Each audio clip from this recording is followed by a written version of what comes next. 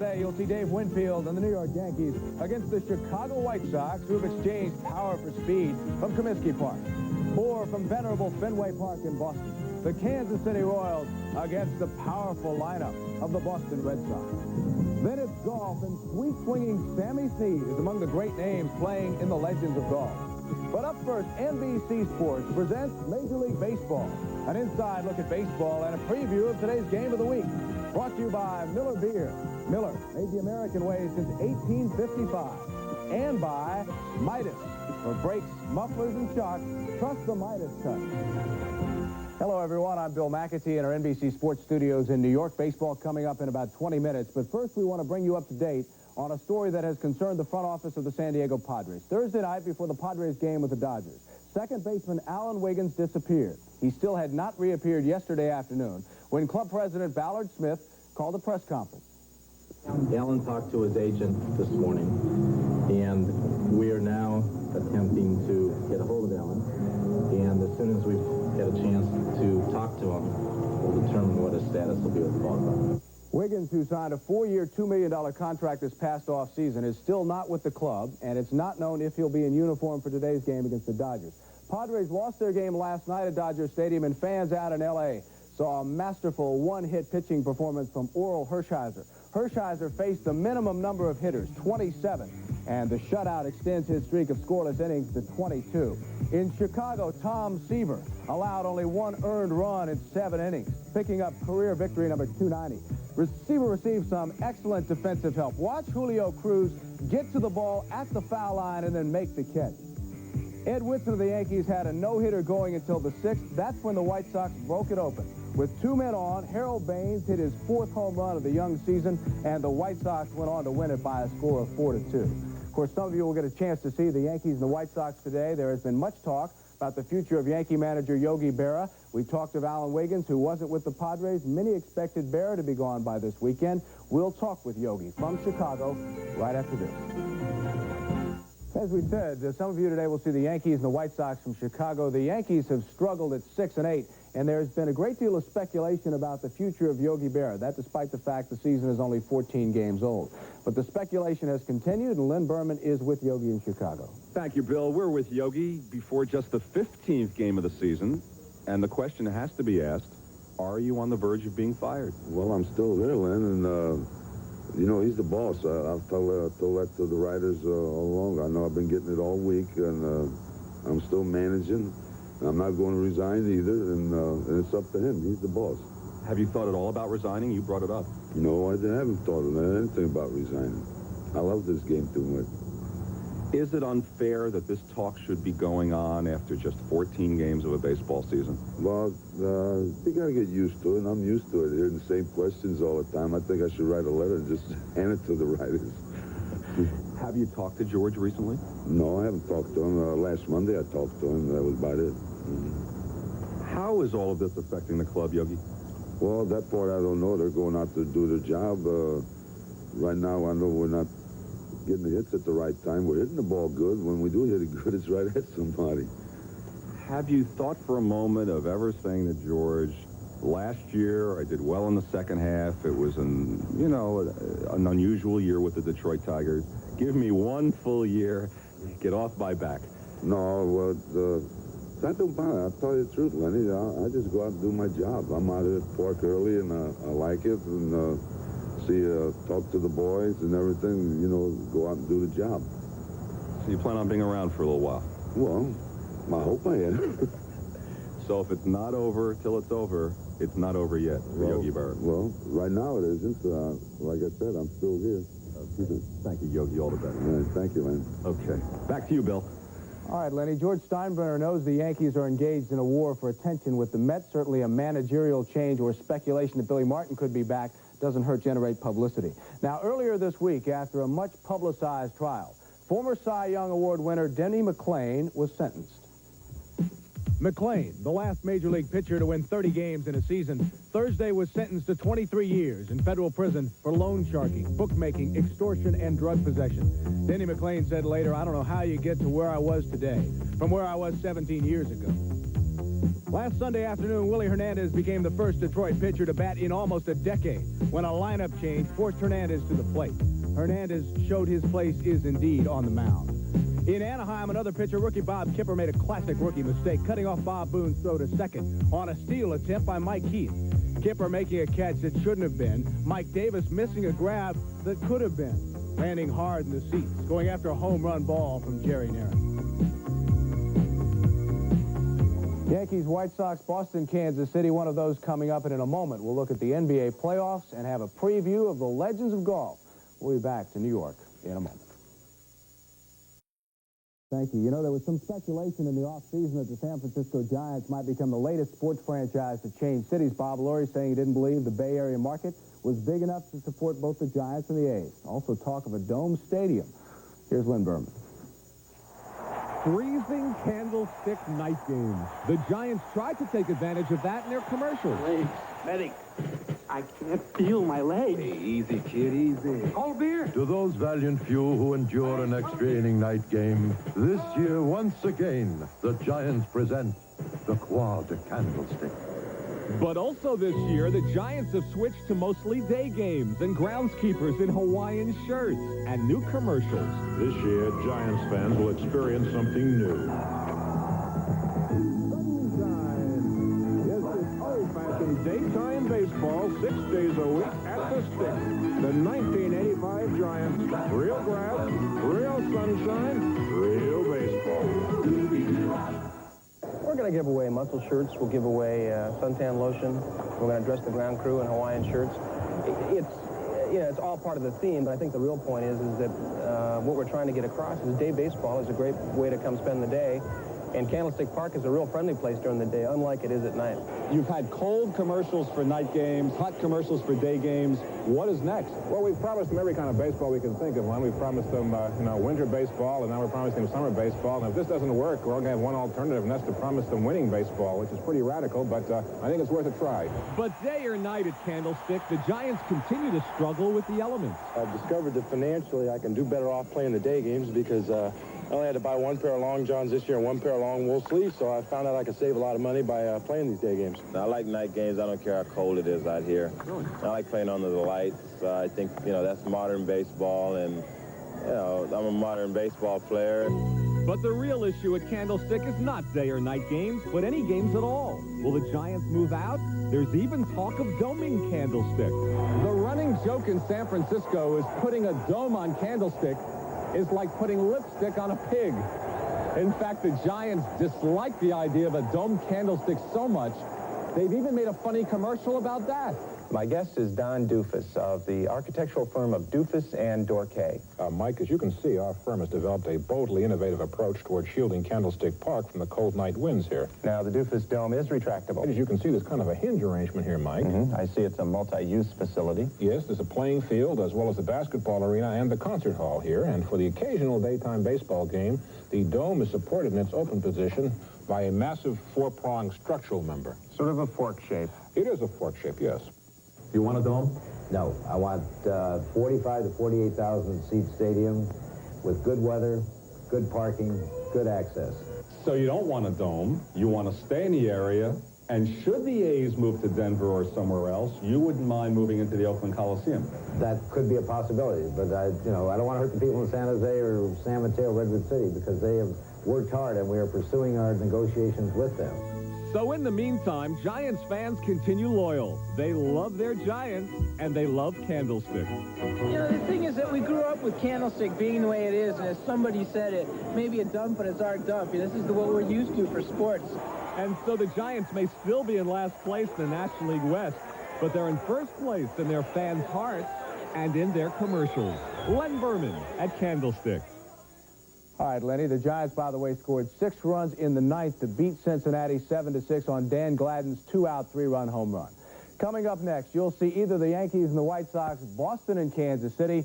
Baseball is next on NBC. Stay with us. His name is Don Mattingly. He's 24 years old, and last year won the American League batting championship when he hit .343. He was named the American League Player of the Year by the Sporting News. His name is Harold Baines, 26 years old, the most prolific left-handed home run hitter in White Sox history.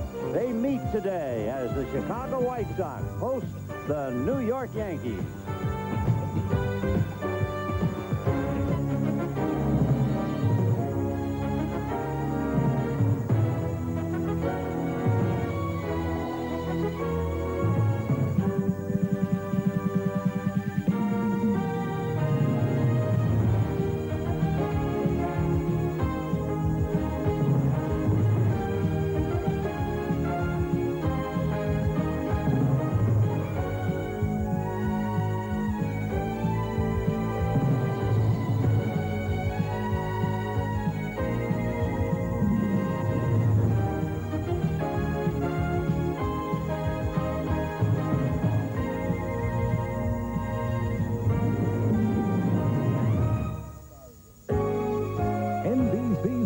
Presents the Major League Baseball Game of the Week.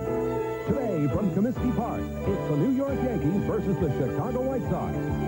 The Game of the Week is brought to you by Move Cargo Coils, the car springs that smooth the road and carry the load. By Miller Beer. Miller made the American way since 1855. By Peerless Faucet. Installs in no time, lasts a long time. And by Ford, who invites you to drive the new Ford Escort. Have you driven a Ford lately? From Comiskey Park in Chicago, Illinois, the NBC Game of the Week presents the New York Yankees versus the Chicago White Sox. Hi, everybody. I'm Vin Scully, along with Joe Garagiola. Sure, it's Dennis Rasmussen pitching for the Yankees, and it's Tim Lawler working for the Chicago White Sox. But, Joe, that's just not the story here. It really isn't. In fact, I can't remember in recent years doing a Yankee game where we just talk about the game. There's always turmoil. Now it's Yogi's job is on the line. 15 games into the season, and they're a crucial series, according to George Steinbrenner. And, of course, here in Chicago, I guess, outside of Yogi, Tony La Russa takes more heat than anybody else. At least in the papers, everyone is guessing that he's on the spot, despite the fact the Sox were so great 2 years ago. Well, and of course, I can't be that objective about Yogi growing up with the guy, but when you stop to think about it, the second half he had, why not give him a chance? There's a lot going on here. We'll check the lineups and talk more about it right after this.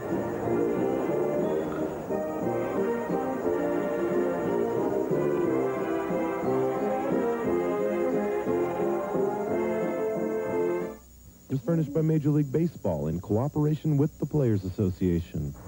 Hi, I'm Willie Wilson. I want to tell you something important, and it's about drugs. I don't want you young people to make the same mistakes I made. Drug use can start very innocently, and before you know it, you're in over your head. Once you're involved in drugs, you don't realize how many people you're going to hurt. Any friend who offers you drugs is really not a true friend. Remember, make the right choice. Say no to drugs. Baseball cares about you and your family.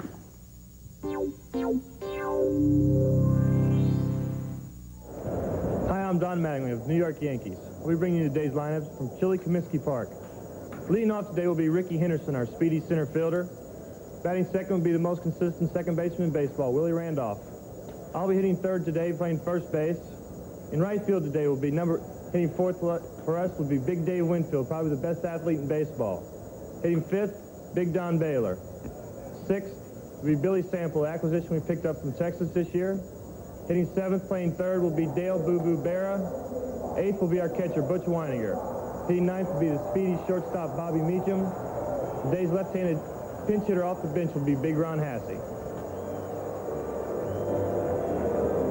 As the Chicago White Sox take the field, let's take a look at those fellas with the leather. This is not one of Tony La Russo's favorite lineups, but he's got some people he's resting, and he's got some injuries. At any rate, Pachorik will be in left field.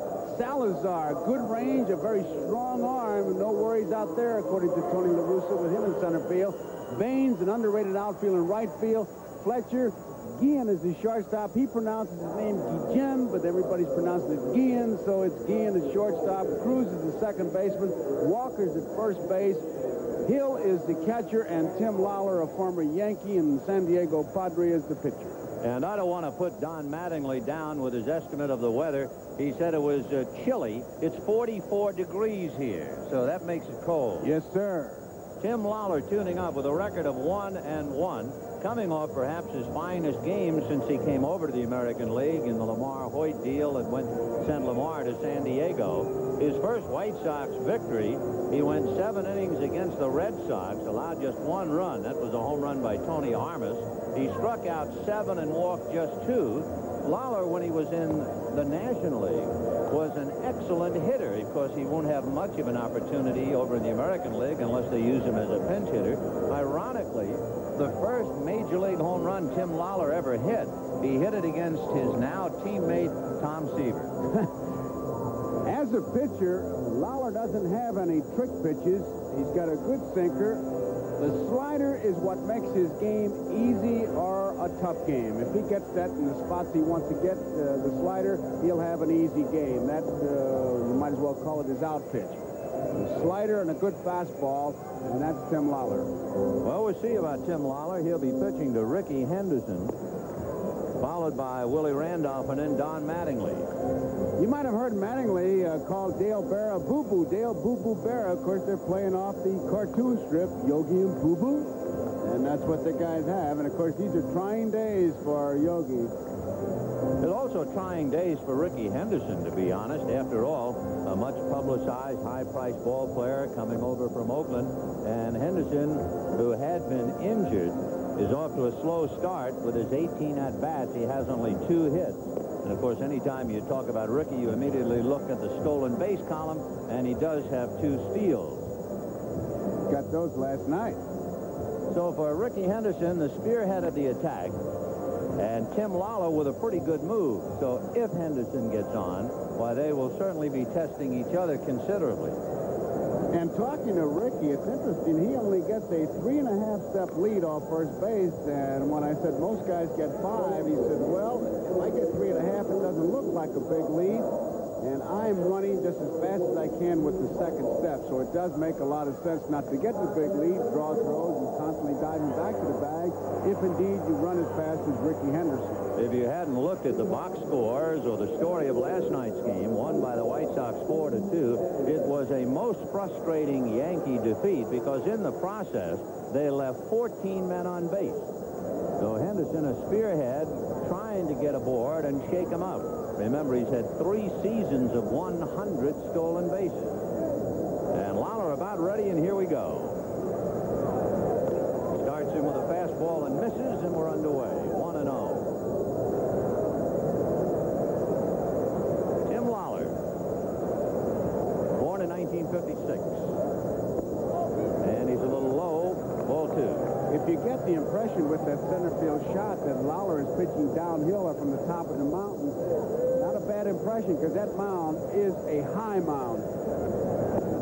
And that's low, so he starts off wobbly, does Lawler, with a 3-ball, no-strike count.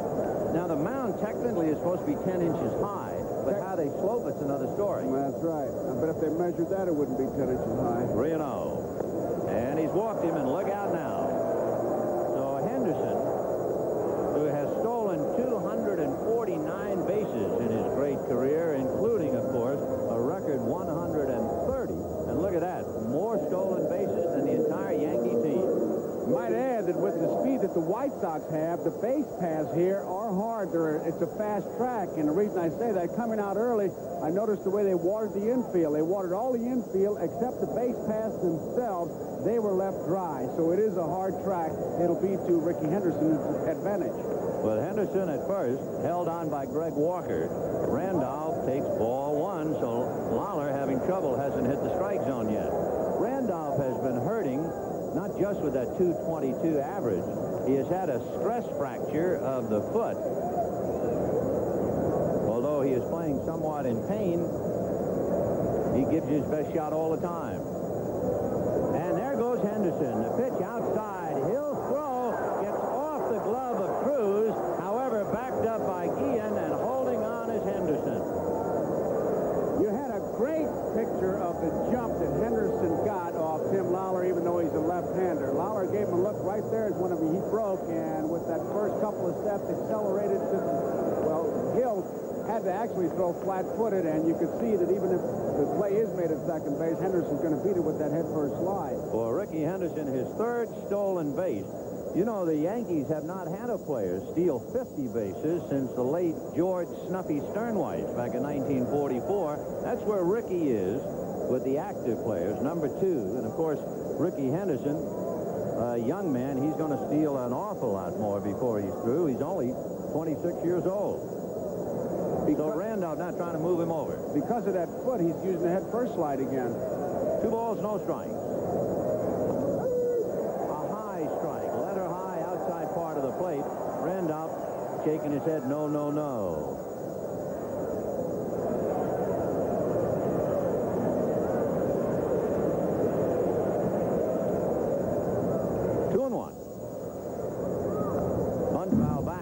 Count 2-2. Henderson likes to run off second base as much as he does off first base, although he does get a bigger lead. But you can see with Randolph the batter, nobody out, that he's going to just wait and see what happens.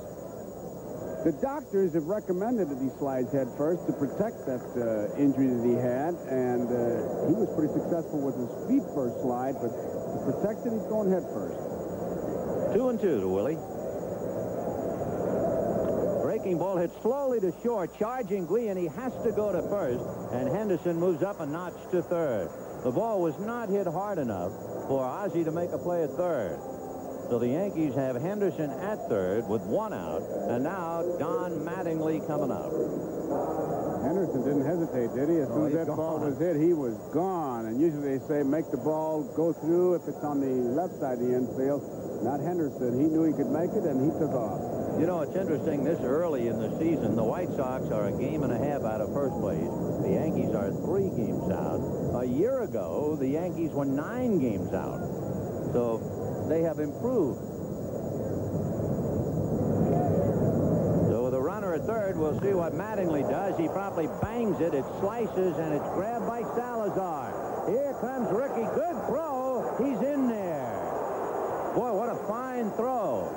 Salazar has a strong arm, as we mentioned. Tony La Russa said he's just a natural athlete, and he made a good throw. Comes into the ball, and he gets good stuff on it. Mark Hill has got the plate blocked well, but Henderson with that great speed. I think that Ron Hasty, when he played against Henderson, had a great line. He says a lot of times you think you're going to get him, but it's a mirage.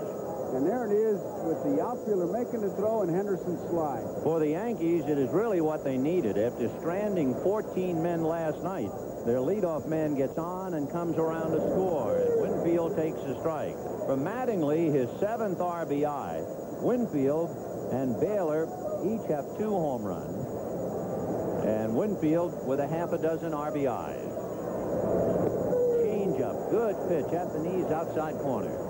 Just to carry your thought one step farther, Vin, you're so right what the Yankees needed, because it was a manufactured run. A walk, a stolen base, a ground ball, and a sacrifice fly. So he made that run by himself. Here's Big Dave, incredible athlete when you look at his background. Big chopper, foul outside of third. Can you imagine having so much athletic ability that when you come out of the University of Minnesota, you're drafted in 3 different sports? The Padres drafted him in baseball. Minnesota drafted him in football. Utah and the Atlanta basketball team of the NBA also drafted him. I mean, that's a multi-talented guy. He's 6'6" and 220. 1-2 to count. You could describe him many ways as a baseball player, but the one thing that I really like about him, and young players can take a page out of his book, he thinks 2 bases. When he hits the ball, he's looking for 2 bases. Interesting, too, last year, Mattingly and Winfield together were hitless in only 10 games, and the Yankees lost 9 of the 10. So if you stop those 2, the chances are you will have stopped the Yankees. A very, very light drizzle now begins to fall. Ground ball to short. Guillen picks it up and throws him out. So the Yankees get a run on a walk, a stolen base, and a fly ball. 1-0 New York at the end of half an inning, and here come the Sox. Here's the way the Chicago White Sox stack up. Second base leading off Julio Cruz, and over at third, Scott Fletcher. In right field, Harold Baines. And in left field, Tom Paciorek. The designated hitter who caught all the way last night so they're resting him in that respect, is Carlton Fisk. Behind the plate, spelling Fisk, is Mark Hill. At first, Greg Walker. In center field, you already saw his arm, Luis Salazar. And the shortstop, Ozzie Guillen. Here's the way the Yankees will line up defensively. Billy Sample is in left field, came over from Texas. Henderson is in center field, and Winfield is in right field. And this outfield, well, like most of them, because of Henderson's injury, most of the combinations have not played together. Dale Berra is the third. Meacham is the shortstop. Randolph is the steady man at second base. Mattingly at first base. Weiniger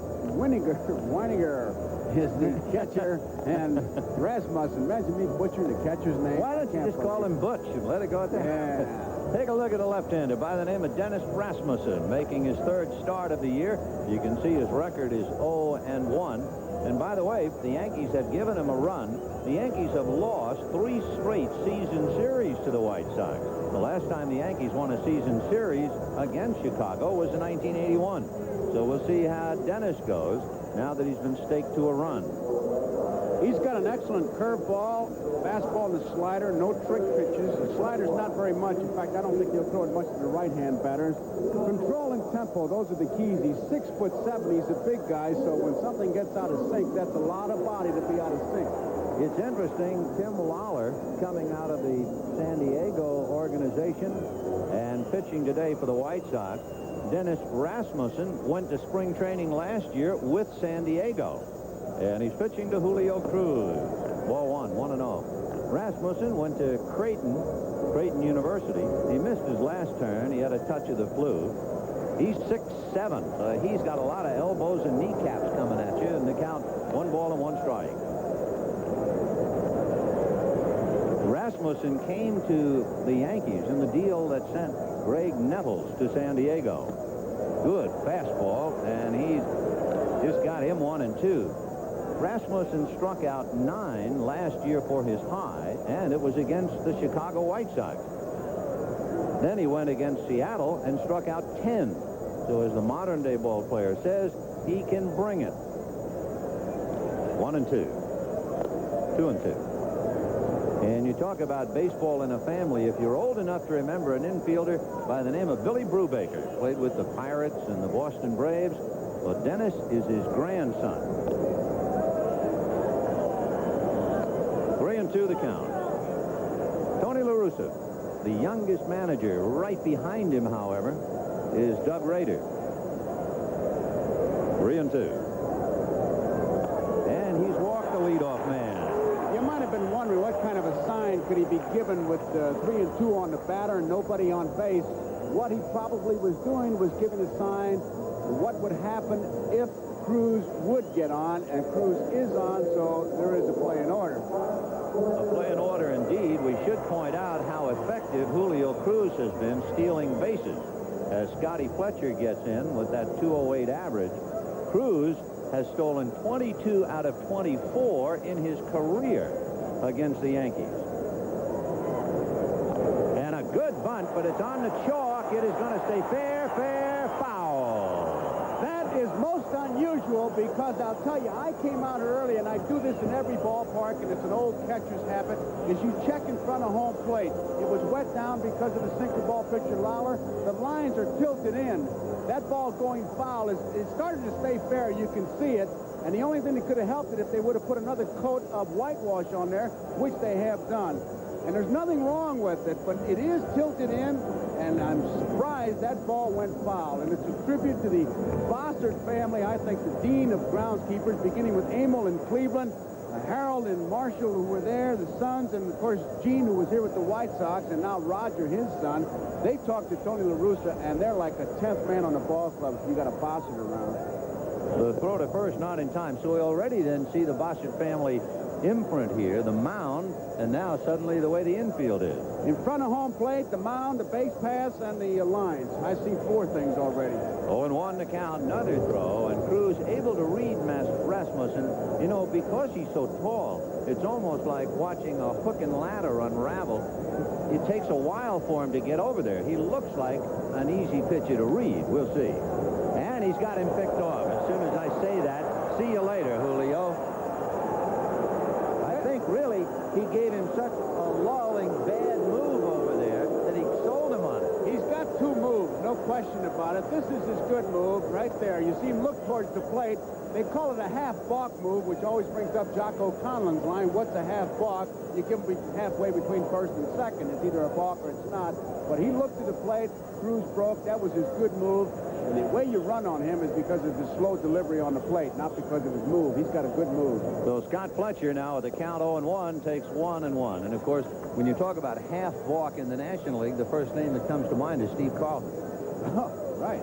Any good move is borderline balk move. 1-1.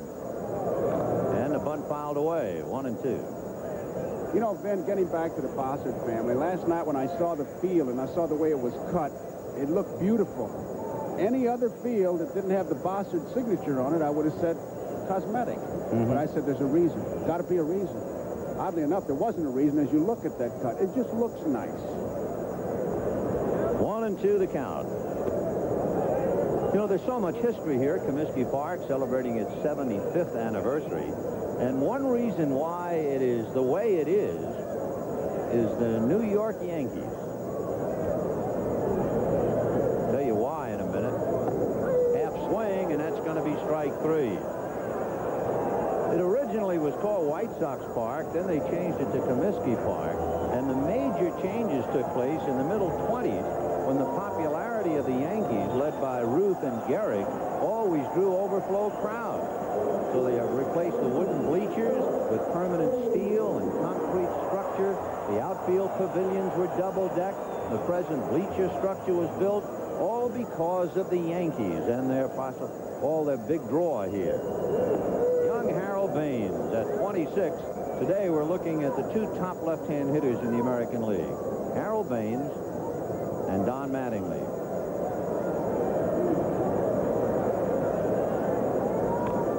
A one-hopper at third. Staying with it is Dale Berra to get him.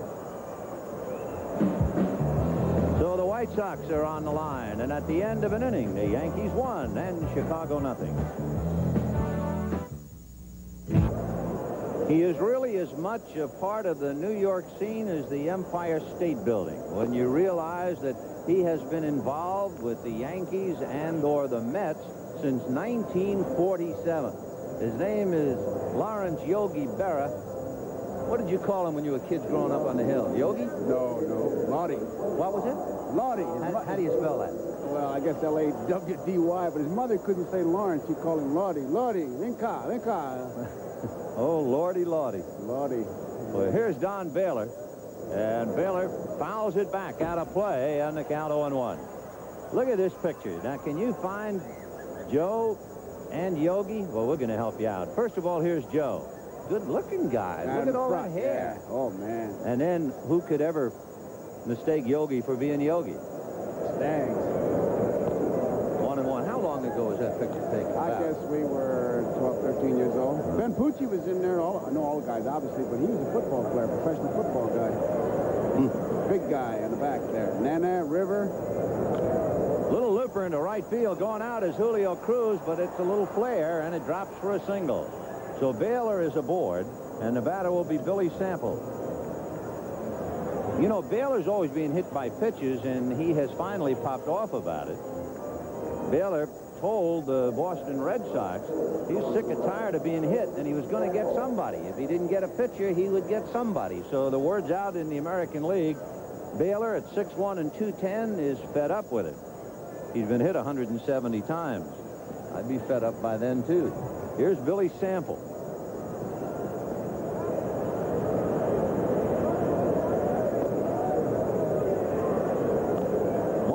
Those big guys are all such nice guys, and boy, do we thank our lucky stars for that. Baylor is he's got a good housekeeping seal somewhere on that body. I mean, he's such a nice guy. Otherwise, look out. So big. Lawler trying to keep Baylor close in case the Yankees have a play on, and they've shortened up the corners. Scott Fletcher at third, and Greg Walker ready to push off the bag and come to the plate.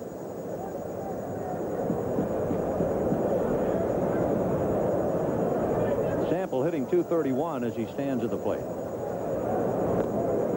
Away, ball 2, 2-0. It is cold, as we mentioned earlier, 44 degrees. I would think it will be particularly difficult to hold on to the ball because your hands get slick in cold weather. You can see how well dressed and bundled up the fans are. Got to keep your hands warm to grip the ball. As a pitcher, you'd like to saw the bat off in their hands, too, or hit them right on the end of that bat, because that'll put the bees into their hands, and they won't be so anxious to come up and hit the next time. So Tim Lawler working on Billy Sample. It's 1-0 Yankees. We're in the top of the second inning.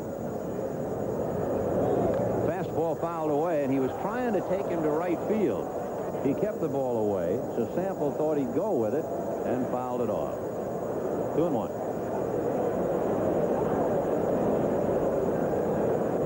Everyone is well aware of the vast changes. Yeah, we'll watch Lawler trying to get a handle on that thing. The Yankees have made great changes on their roster. You know, the Mets changed something like 12 of 25 by opening day this year. The Yankees did the same thing. There were 12 of their 25 on the opening day list that were not on the team in the beginning of '84. And, of course, that also includes 2 who are on the disabled list. He's got some ideas about wanting to run. Yankees have not been stealing a lot, but they do play hit and run. Stay away from that double play. He caught Baylor leaning. Coaching at third is, well, they used to call him the Stick, Gene Michaels, and over at first, Carl Merrill. The first base is Stump Merrill, so they got Stick and Stump. 2-1. Little breaking ball, and it just seemed to slide on the corner. Good pitch, 2-2. Sound like a cartoon, huh? Stick and Stump with Yogi. Stump, pick and pat, frick and frack. There's Stump Merrill. The Yankees leading 1-0. In case you just joined us, we're in the top of the second inning. 2 balls, 2 strikes. Spin a little breaking ball down, and he has now gone all the way. So we'll see about Baylor going. The first thought is whether Sample is a contact hitter or not. The way Sample was looking, you got to look for him to be gone. By the way, Baylor only stole 1 base last year. Uno. We'll watch. He goes. Pitch beaten foul right into the seats behind the White Sox dugout. So Big Baylor comes back to first, still checking with Michael to see if that run and hit play is on. I'm surprised that he didn't throw. Well, you just saw Michael say, watch him throwing over there. He was just trying to get the sign from Yogi. Now he's passing it on. But I'm surprised Lawler didn't throw over there because he had Baylor leaning at one other time. And if you're not running all the time, you're liable to catch him leaning the wrong way. If I were catching, I'd motion to throw over there at least once. Well, let's see if the big guy's going 3-2 to Sample. And they're going over there. I heard a great story. I'm not going to talk about the player, but there was a player in the National League who was having some trouble with signs. His son was sitting in the ballpark with his grandfather, and each time some player would get on base, his son would say, he's going. I know he's going. There he goes. And there's a high, twisting foul ball down the left field line, and that will go back into the seats out of play. Anyway, the little kid, he was 8, 9 years old. He would call every running play. And the grandfather said, how do you know that? Kid said, I know the signs. So the 8-year-old knew the signs, and the father was having trouble with him. Signs are not that difficult. They really aren't. It's just that some guys just can't concentrate. I believe that. I still think Pepper Martin had the great system when he managed Sacramento. He put up signs, printed on it, bunt, steal, and the guys could read it, but nobody believed him. He'd hold up the sign, run. 3-2 the count. Billy Sample waiting. We'll see about Baylor. He goes, and there's ball 4, and so Lawler is in a mess again. First and second, and nobody out, and Lawler has walked 2. And now you get Berra, Weiniger, and Meacham. The best sign I ever saw was at Shea Stadium. The Mets were struggling. It was in the early days. And the Dodgers were in there, and I think Drysdale was the pitcher. And the leadoff guy for the Dodgers, I believe, got a home run or an extra base hit, and a fan stood up with a huge sign that said, wait till next year. This is the first batter opening day.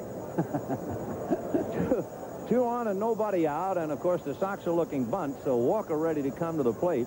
Guillen is trying to bird dog Baylor a little bit and cut down his lead. And we'll see what Berra does. Looking at a strike. Guillen does a good job of that because he doesn't just dance his way there. He charges towards that runner, which indicates that there is a play on, and he's got the runner going back. He had Baylor leaning back twice. You got to like that young fella. Good baseball instincts. There he goes charging. 0-1. Slow curveball hit down the right field line, slicing in the corner, foul, and drops untouched. And the count 0-2. So Ozzie Guillen trying to bird dog Don Baylor, and Billy Sample holding at first. Now the name is Guillen. When he first came here, he said the name should be pronounced Guillen, but they said, hey, you're in America, it's going to be Guillen. He is the 3rd shortstop to play here from Venezuela, Chico Carrasquel, and then the Hall of Famer Luis Aparicio. So this kid has a great act to follow, but he's only 21 years old. 0-2. 1 ball, 2 strikes. We were talking about his name yesterday. I said, well, we're going to say Guillen. He said, but my daddy watches the game in Venezuela. He won't know who you're talking about. Baylor at second and Sample at first. Nobody out on the second. 1-0 Yankees. Fastball at the knees on the corner, and Berra caught looking. Boy, that's a killer to take a 2-strike fastball just about down the middle of the pipe.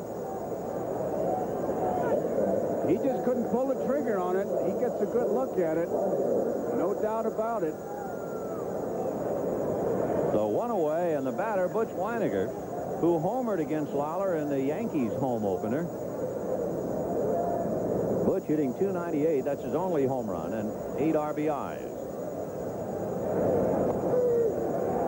0-1. So Lawler trying to fight his way out of a jam.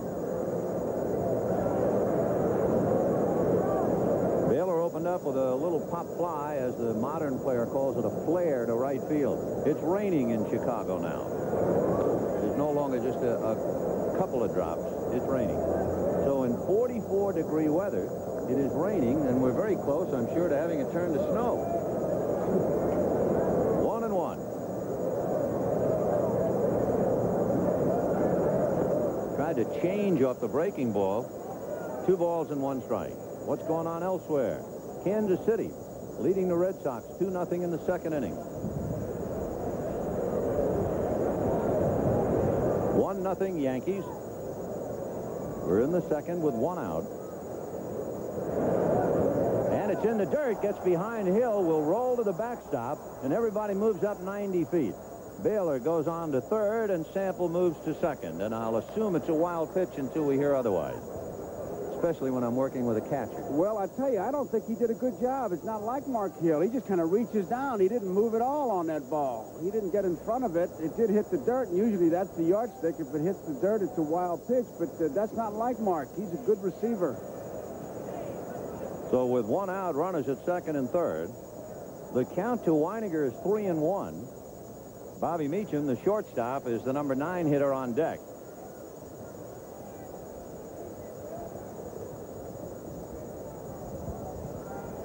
Three balls, 1 strike.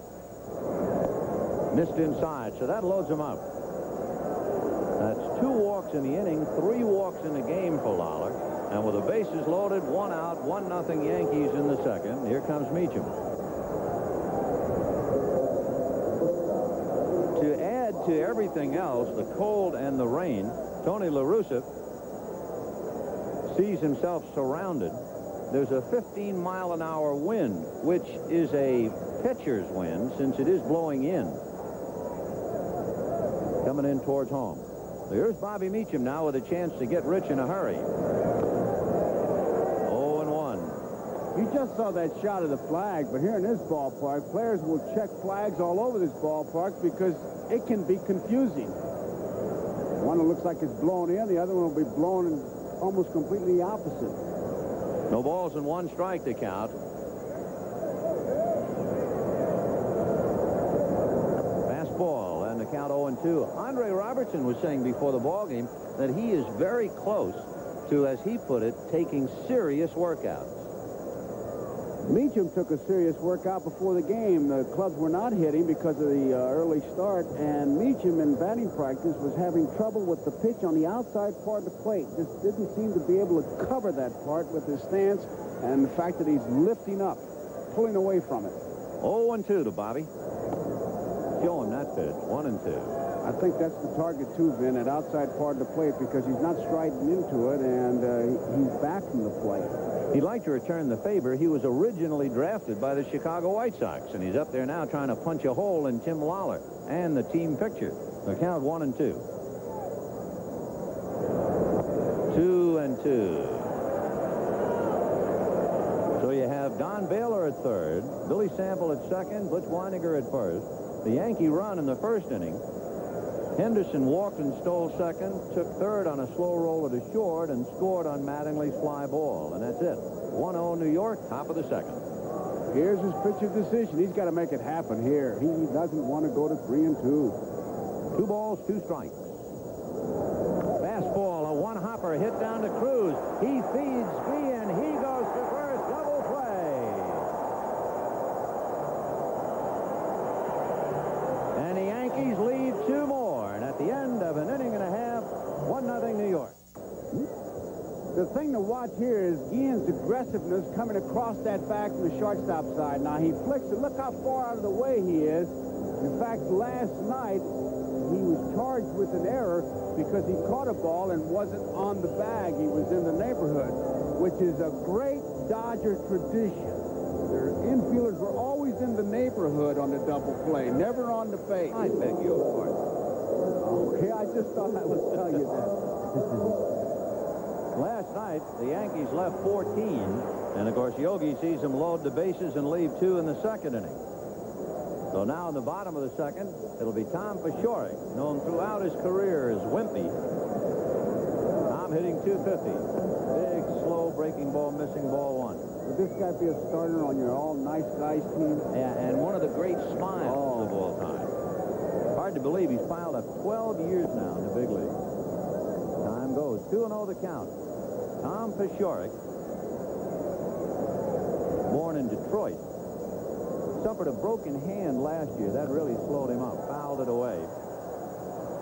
He was out for a month. Dennis Martinez struck him with a pitch in the first inning in June, broke the hand, and he was on the DL the next day. He had 5 hits in a game against Milwaukee last year, and he had a 6-game hitting streak. 3-1. Yes, well, that's terrific. I guarantee you it's terrific. Who cares the score? Ball 4 to Tom Paciorek. Let's pause briefly for station identification. This is the NBC television network.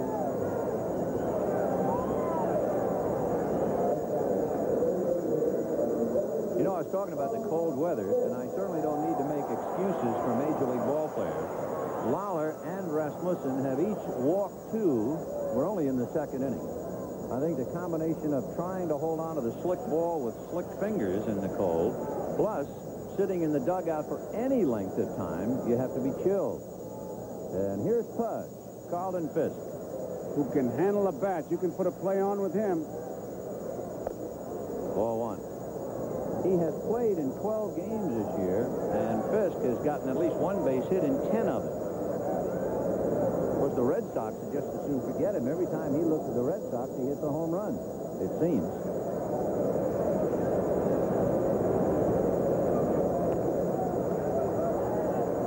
So Dennis struggling. Fisk trying to stay loose, and the count 2 balls and no strikes. Yeah, look at that against the Red Sox. Every time I pick up the paper, I see where he's hit one.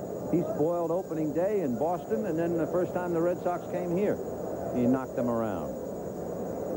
He uses the whole ballpark. He can hit the ball with good power in the right center field. He can hit behind the runner, and we certainly know he can pull the ball. That famous shot in the World Series. Tell you what about using the whole field. Last year, he was only the 3rd hitter in White Sox history to hit for the cycle, and the first guy to do it here at Comiskey Park. He had a single, a double, a triple, and a home run against Kansas City here. That's using the whole ballpark. Yes, sir. 3-0. And he's walked him. So it looks like it's going to be one of those days. 5 walks in the game. We're only in the bottom of the second. And hold everything, Lou Piniella. Or is that Mark Connors? Mark Connors is coming up, and here comes the pitching coach. Base on balls, there's no defense against that. In fact, last night's ball game, it was the headlines that went to Harold Baines, but here was Fletcher, hitter before him, 2 balls and no strikes, swung and missed, 3-1, and then walked him, and then Baines hits it. Baines is going to hit him, but the base on balls is what really was the crusher in that ball game. You know, it's an interesting thing about Harold Baines. He hit his 4th home run of the year last night. That's more home runs in the month of April than he's hit in the 5 Aprils he's been in the big league. So for the first time in his career, Baines is off and running.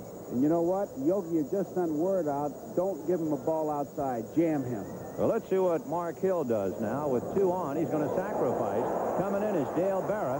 Flips it over to first in time, and everybody moves up. Peshorek to third. Fisk to second. The tying run is 90 feet away. Then the tiebreaker out at second. And the batter will be Greg Walker. Walker, with that great swing, has been struggling a little bit, particularly against left-hand pitching. He struck out 10 times. And the difference is, last year, he was hitting .320 against righties and about 170 against lefties. So naturally, they're pitching to him with Rasmussen on the mound.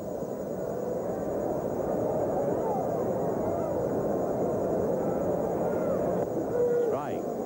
He has struck out a little more than 15% of the time already, and the majority of those strikeouts against left-handers. It's very deep in that batter's box. They'll try to move him off the plate, but the strike zone would be that outside part. Check swing foul into the seats off to the left of the plate. And so he is in a hole now, 0-2, as Rasmussen going right after him. On deck is the center fielder, Luis Salazar.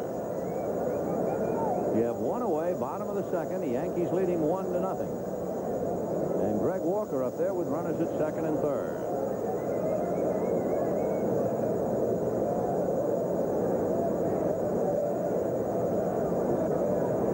No balls, 2 strikes. Foul back. That's a good shot to see how pitchers work on hitters, and you could see that even with the 2-strike, no-ball count, he was going right after him. You would think that he'd maybe move him back and then hit that outside corner, but he just went right for him. Greg Walker, with that sweet swing of his, also leads the White Sox in strikeouts this year.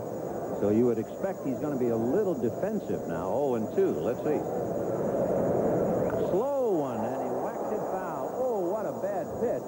He got it up and in with a 2-strike count. That looked like a basketball to Walker, I'll bet you. I tell you, if he would have gotten a base hit on that, Yogi would have done cartwheels, because you can't throw that pitch to where he can hit it. You just got to show him that pitch, bounce it up, and throw that 55-footer.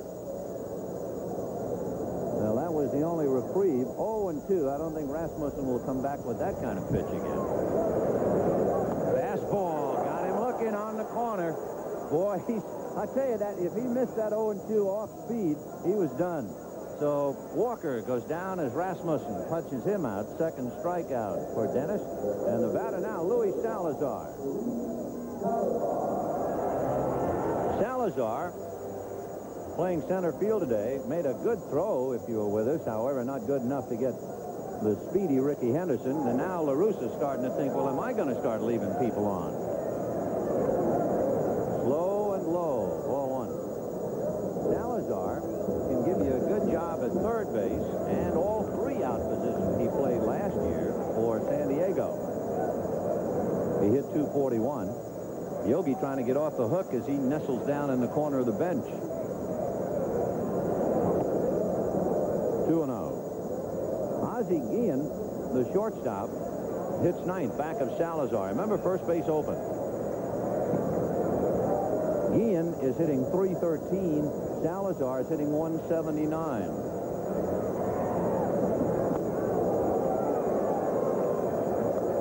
So it's not exactly an intentional walk, but they're not about it. And now they're going to say, put him on. Let's not mess around. He won't chase 3. Let's not make any mistakes. So that makes it an intentional walk.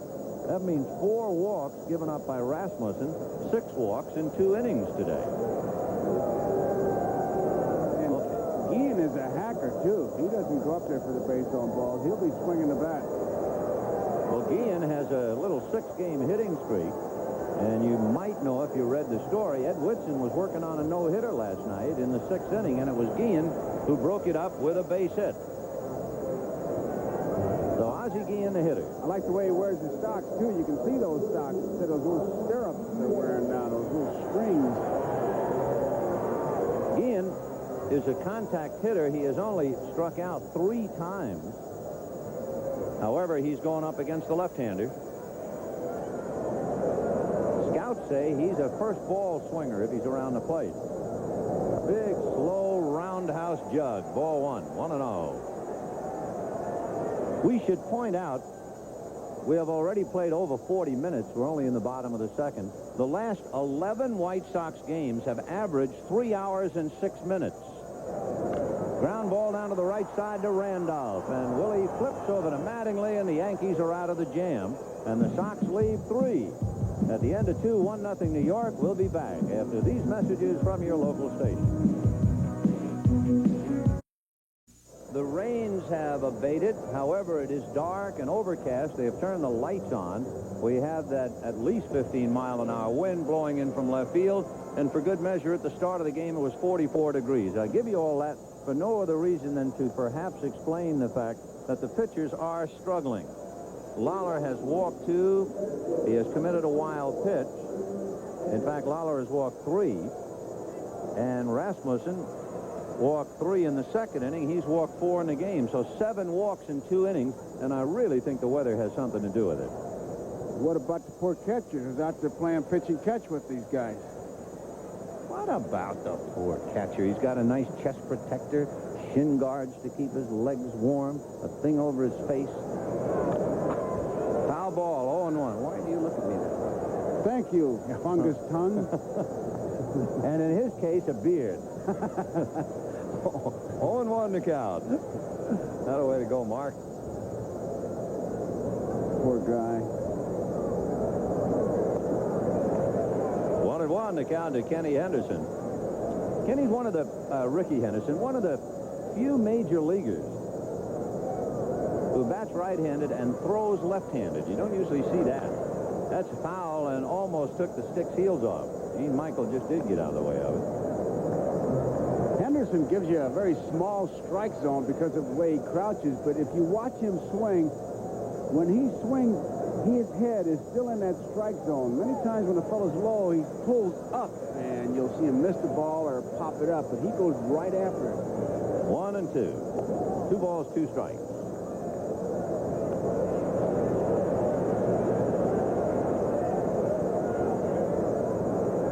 Yankees 1, White Sox nothing. Tim Lawler against Dennis Rasmussen. And Lawler working on Ricky Henderson. Oh, got him looking, set him up, punched him out. So 1 out in the 3rd, 1-0 New York. Talking about New York, let's go there. All right, Vinny, at Fenway, after falling behind 2-0, Boston has come back to take the lead against Kansas City. Jackie Gutierrez triples down the right field line because Sheridan can't get there. 1 run scores. They have a chance to get Rich Gedman at the plate, but Frank White's throw is not there. 3 runs in the bottom of the 2nd. It is 3-2. All right, Bill, so the Royals and rolling all around. The pitch outside, ball 1 to Willie Randolph, who grounded slowly to short. That was the key play because it allowed Henderson to take 3rd, and he was able to score on the fly ball by Don Mattingly, and that's the difference in the game. 1-0 New York here in the 3rd. Don Mattingly on deck. Lead behind 3-0. There you can see the lineup card. There's Lou Piniella sitting down, the Yankee batting coach, former great star with New York. And the tradition rolls on. 3-0. On the outside corner. He had just finished talking to Bobby Meacham about pulling away from the ball. His theory of Pinella's in a good one, and it's a correct one. 3 balls, 1 strike. Missed him. So for Lawler now, his 4th walk, 8 walks in 2 1/3 innings. A memorable day, this day in baseball. One of the greatest said goodbye.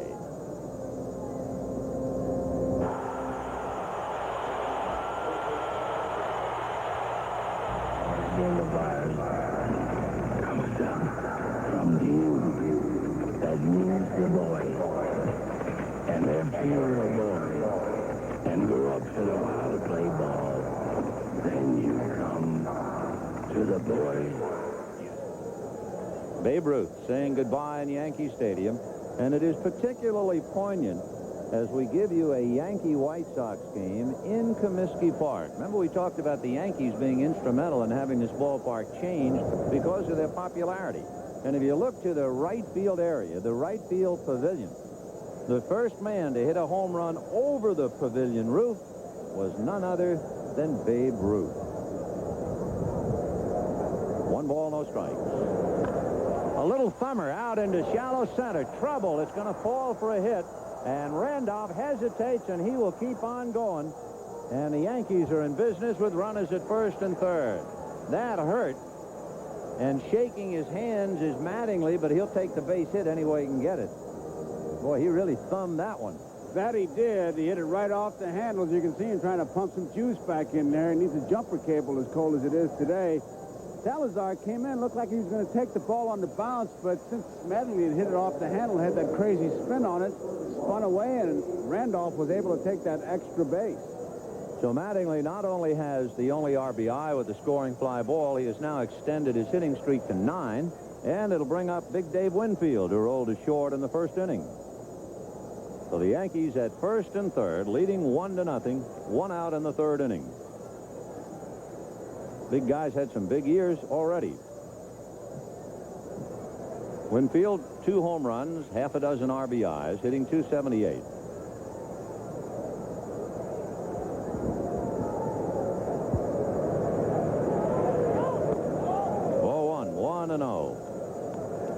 Winfield, with all of his power and big swing,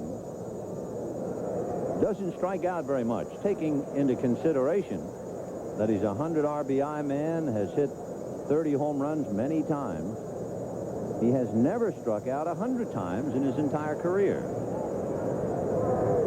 Line foul down the left field line, out of play. He's an aggressive hitter. He strides right into that ball unless he guesses for a pitch inside. Really covers the plate well, even though he's a long ways from it, as we looked at Randolph at third and Mattingly at first. Well, what a race last year with Mattingly and Winfield for the batting crown. Mattingly winning it at 343. Big Dave finishing up at 340. And wouldn't you know, he was also second to Mattingly in batting average on the road in the entire league. And that's a shot up the middle. A diving stop by Cruz. Over to Guillen. Double play. And as good a double play as you'll ever see.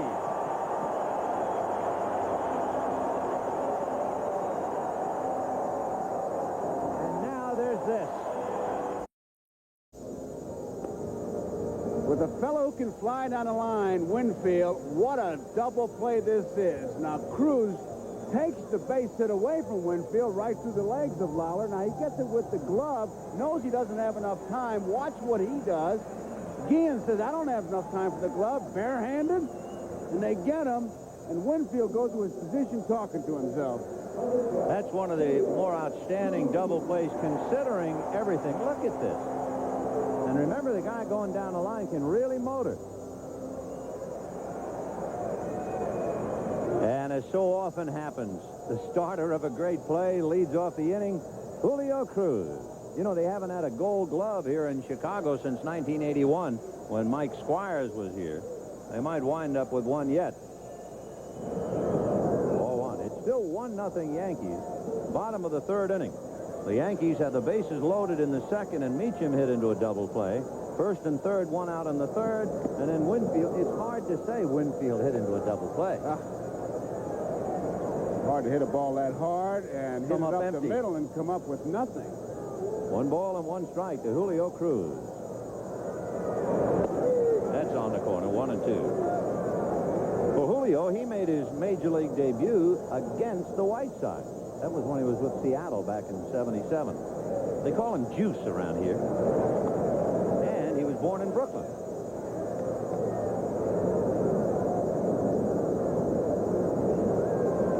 2-2 to Cruz, followed by Fletcher and then Baines. 1-0 Yankees. Oh, got him. Kept the ball away. Cruz didn't have much of a swing. That'll be the third strikeout for Dennis Rasmussen, and it'll bring up Scott Fletcher. Steve Rasmussen say, be alive, looking for the bunt. Dale has moved in. Dale Bear has moved in close to third base. Look at that cutout at third base. That's a little wider than normal. It's an 18-foot cutout. They say that you should have it 13 feet, but here they give them more because feel that the infielders don't like to look at the lip of the grass and like to field it off the dirt part if possible. And the postures accommodate. Ball 1 to Scott Fletcher. You know, we were talking before about Yogi Berra. You can look at Scott Fletcher. We were saying Berra is much a part of New York as the Empire State Building. Fletcher is a great deal part of the city of Chicago, even though he's just a kid, 26 years old, because he's one of the few people to play for both the Chicago Cubs and the Chicago White Sox.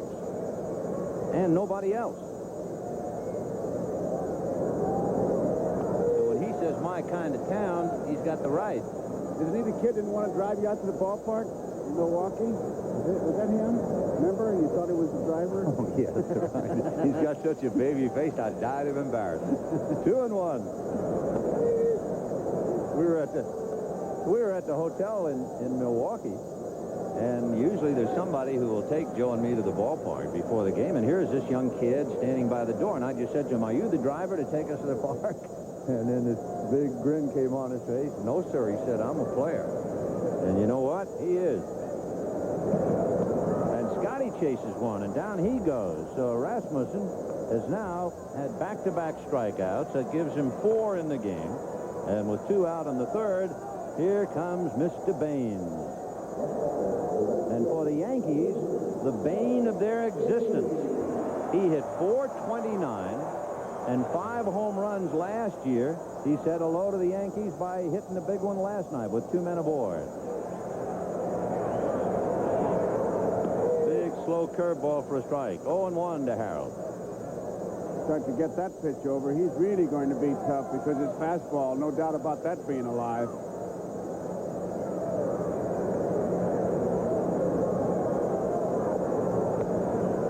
One ball and 1 strike to Harold.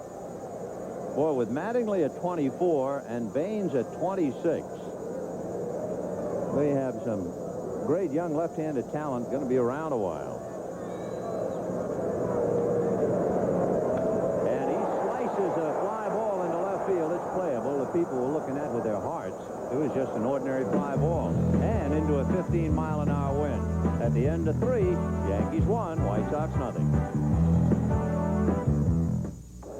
I would like to take this opportunity to be the first to wish you a very Merry Christmas for 1985. Happy New Year. Yes. Was that a double play? Did you ever see anything any better than that? Never any better. Yeah, Hit a ball that hard. And to be able to backhand the ball, flip it out of your glove, have the other guy catch it in the perfect spot, and then double up a fellow who runs like Winfield, it's really the big league. Well, and the kid Guillen, you know, he's playing like a 10-year vet. Here it is again. Now watch what happens here.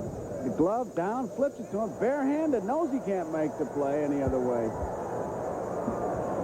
Well, that's not only the play of the day. That one should be put aside and kept for people to look at because it was a masterpiece is what it was. Meanwhile, we go along into the 4th inning. Hope you're enjoying yourself wherever you are. It is 1-0 Yankees, and despite the inclement weather, well, we have ourselves a dandy here. Here's Don Baylor, followed by Billy Sample, and then Dale Berra. Change, a hot one at third. Scott Fletcher stays with it and gets him, and that's the only hot thing about Chicago today. That was a tough play. It was a hard-hit ball. Came off that grass, kind of a bad hop, and watch him just stay right with it. I think he's not so sure he's got it. Now he's going to check it again and say, there it is. I got you now. Good play. You remember when the Yankees opened up in Boston and lost 2 games, and George Steinbrenner was quoted as saying, I'm embarrassed. And you know how newspapers take quote of the day.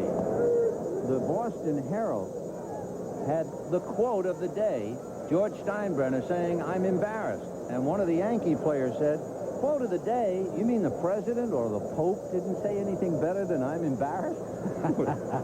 Talk about a long-range needle. 0-1 to Billy Sample. Foul back. 0-2. I can't believe that the second game or third game of the season, this is a crucial series, and every day it's on the line. I tell you, Yogi is different. It's affecting him. You know what? I saw him smoking. Does that mean he's back to smoking again? He's back to smoking. He's chewing. And you know what? That takes care of Sample. He doesn't say anything, but you know guys in the old neighborhood that they can say one thing and then, you know, you're reading them. He's hurting. He's hurting inside, and he feels badly for the players because of the turmoil that's going on. Yeah. He doesn't need it. So with 2 down in the 4th inning, here's Dale Berra. You know, you talk about pressure. This is another situation. You're the manager, and you got your boy. I bet he's hard on his boy. Harder, perhaps, on his own son than he would be on anybody else, and that would be natural. He leans the other way. 1-0 the count.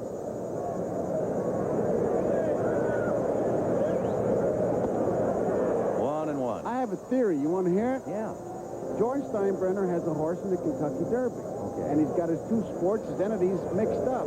The horse is supposed to go wire to wire in first place. No team. One hopper. Look at Cruz. He's at it again. And the juice squeezes the Yankees once more. And at the end of 3.5 innings, somehow it's still only Yankees 1, White Sox nothing. Here's Julio Cruz, some more magic. What can you say? He's got a magnet in that glove. Now we go to the bottom of the 4th inning. It is still 1-0 in favor of the Yankees. Tom Pashorek, followed by Carlton Fisk, and then Mark Hill. The only run, if you weren't with us, in the 1st inning, Ricky Henderson walked and stole second. He took third as Randolph rolled slowly to short, and Henderson scored on Mattingly's fly ball to center. And that's it. And Henderson barely did get in on a strong throw by Luis Salazar. Each team getting men aboard. Each man struggling, however, to move them around. And the White Sox have out-defensed the Yankees with as good a double play as you would ever see when Winfield came up in the 3rd inning. So now it's Pashorek, who walked in the 2nd. Fastball strike. 0-1. Wimpy got to 3rd, and they left him there.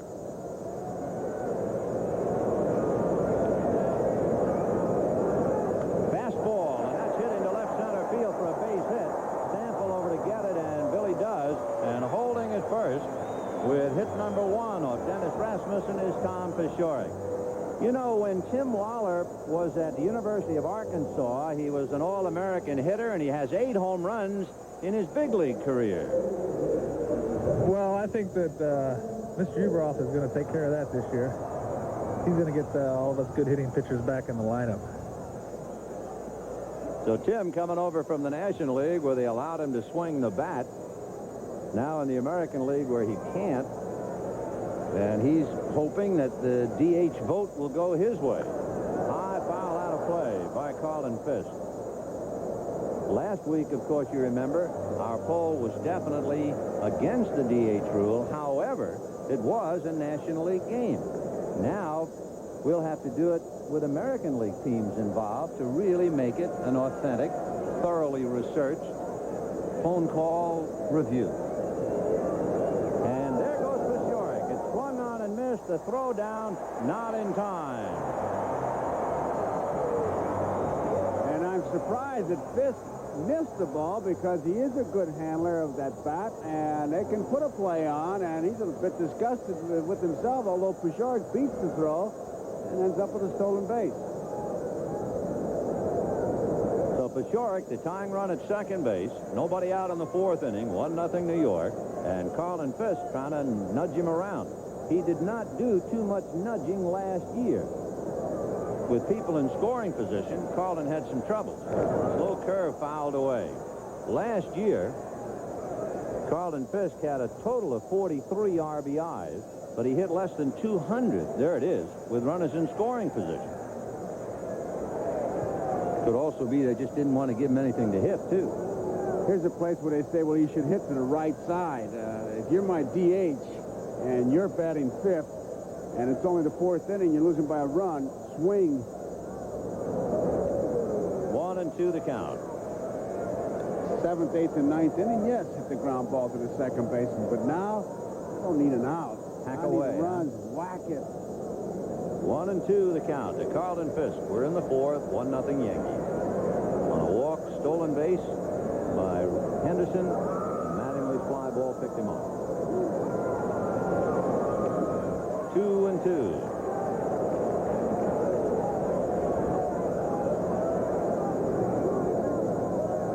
Fisk is 6 home runs shy of fourth place on home runs by catchers. What makes it interesting is the fellow who is just ahead of him, one of the great names in Chicago history, Gabby Hartman. High pop fly on the left side, and it's Dale Berra. And that 15-mile-an-hour breeze kind of nudged that towards the plate. So Fisk fouls out. That was not an easy play because of that wind, Vin. You're right. So Fisk unable to advance a man. And now you have Mark Hill and Greg Walker trying to pick him up. And remember, Walker struck out against Rasmussen. Hill is hitting only 167. So, of course, LaRusso is hoping to at least get Pashorek to third. He got a good pitch to hit, letter high fastball.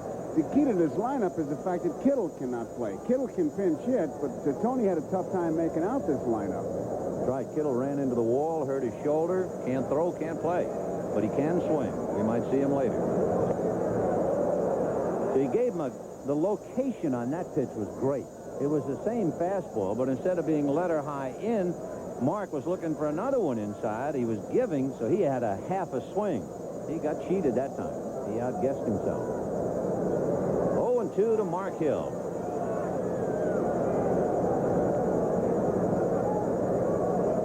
Foul back.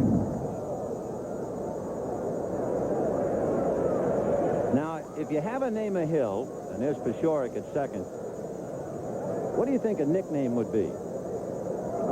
Well, yeah, an idea. But in Western lore, they talk about Boot Hill, right? So they call him Booter. Good thing he's not an infielder. Slow curve. And he rolled it to the right side. And Randolph takes care of Hill. Say, we'd like to remind you once again, we'll be selecting the NBC Light Beer from Miller Player of the Game at the conclusion of this ball game. Guess that pitch. If I were out there, I think I'd have to go to him and say, hey, look, if you're going to throw that lollipop, you just show it to him, because if they get a hit, I'm going to come out here and choke you. Well, look at the lollipop he threw Walker 0-2. Right. Same pitch. Because he's got a good fastball going. He's spotting it well. His big breaking curveball, the hard one, is in a good spot, and then he throws his big lollipop is what it is. Well, let's see what Walker can do now. On the outside corner. Remember, he had him 2 quick strikes. Then threw that big, slow rainbow, and Walker ripped it foul, and then he punched him out with a fastball. So let's see how he works in this time with a runner at third and 2 out. 1-0 Yankees, bottom of the fourth.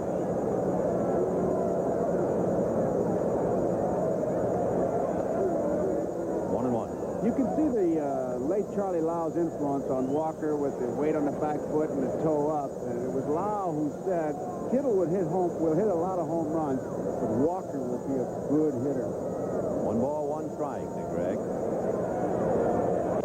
High fly ball, but it comes too late. It comes with 2 out. And Billy Sample will put it away. And the Sox lead the tying run at third. 1-0 New York at the end of 4. We'll be back after these messages from your local station. 1-0 in favor of the Yankees as we go to the 5th inning in a battle between Tim Lawler of the Chicago White Sox and Dennis Rasmussen. Keeping track of lineups and any maneuvering so far, there has not been any necessity to do that.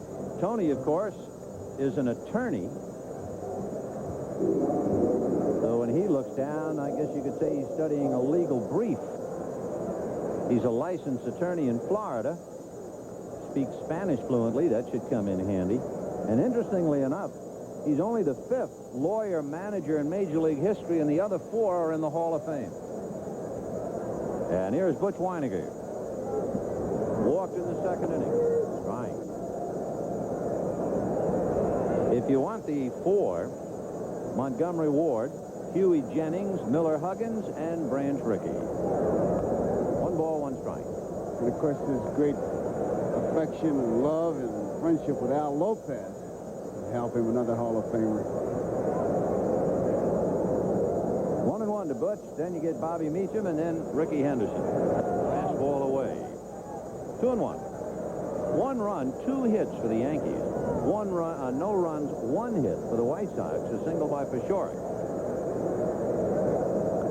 Fouled away. 2-2. The White Sox back of Lawler, Walker, Cruz, Guillen, and Fletcher. Pashorek, Salazar, and Baines. And that's Mark Hill behind the plate.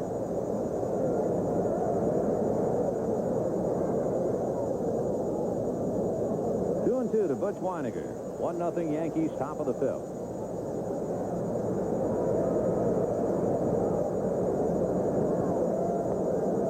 The Yankees start the day 3 games back of Baltimore. The White Sox begin the day a game and a half back of California.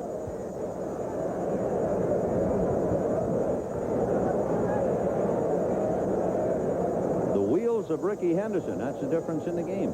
Walk, stolen base, and eventually scored on a fly ball. Barely. Fastball, a little late, fouled it away. You mentioned Henderson. It's going to be interesting to see the effect he'll have on Willie Randolph, because Randolph can handle a bat by his natural instincts, hits the ball to the right side. That's going to be a powerful 1-2 combination going for the Yankees. Big chopper to third, over the head of Fletcher, makes a great stop, got him.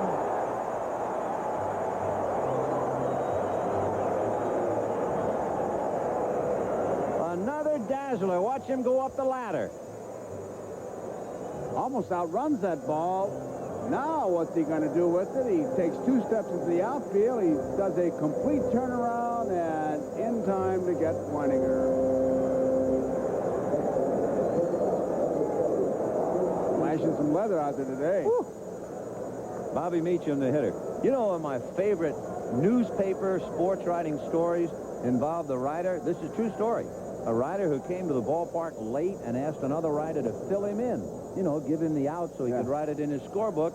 And the other writer said to the late arrival, 5-3, star that play. It was a great play. And the late arrival writer said, I'll be the judge of that. Well, you can be the judge. That was a good play by Scott Fletcher. I'll be the judge of that. Didn't even see it, though.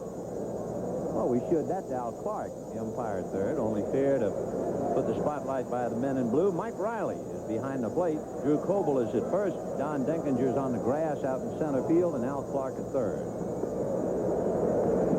Pinella was talking to Meacham, we pointed out earlier, because Meacham is down low, but he is pulling up on the ball when he starts to swing, pulling away, and he's back on his heels, not driving into it, and that's been part of his problem. He's the best ad in town for home cooking, is Bobby Meacham. Because he hit over 300 at Yankee Stadium and less than 200 on the road. He's a good player. You talk about range and good hands. Bobby Meacham. 3-1. 1-0 Yanks, top of the 5th. And he lost him, so another walk. And we'll take a walk from Chicago to the Big Apple in New York. All right, Vinny, no score between the Mets and the Pirates at Shea until the bottom of the 4th when the Mets got 2. Bases loaded, Danny Heap with a single to right. That drives home Keith Hernandez. Gary Carter will beat the throw to the plate, so it's 2-0 Mets, who are 6-0 at Shea. Back to chilly Chicago. Okay, Bill. And I assume from the morning papers that the newest addition to the New York Mets is left-handed Joe Sambito. Good. Here's Ricky Henderson. Walked and scored the only run and struck out. And he has Meacham at first with 1 out, and Bobby's got a big jump, and there's a drive to right. Baines going back, away back at the wall. it's gone. Home run, Henderson, 3-0 Yankees. You better be careful and don't pass each other. Meacham almost started back because it was faked on the pop fly. And now Henderson very carefully is watching what Meacham is doing so they don't pass each other. Enjoy it.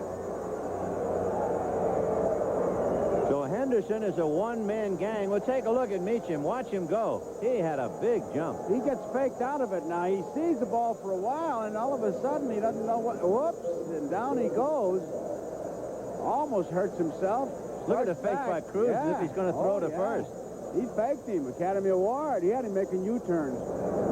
It's a good thing that's in the seats. As far as Meacham is concerned, it looked like he would need a travel bureau to find directions. So it is 3-0 Ricky Henderson. He has walked and scored a run and knocked in the other two.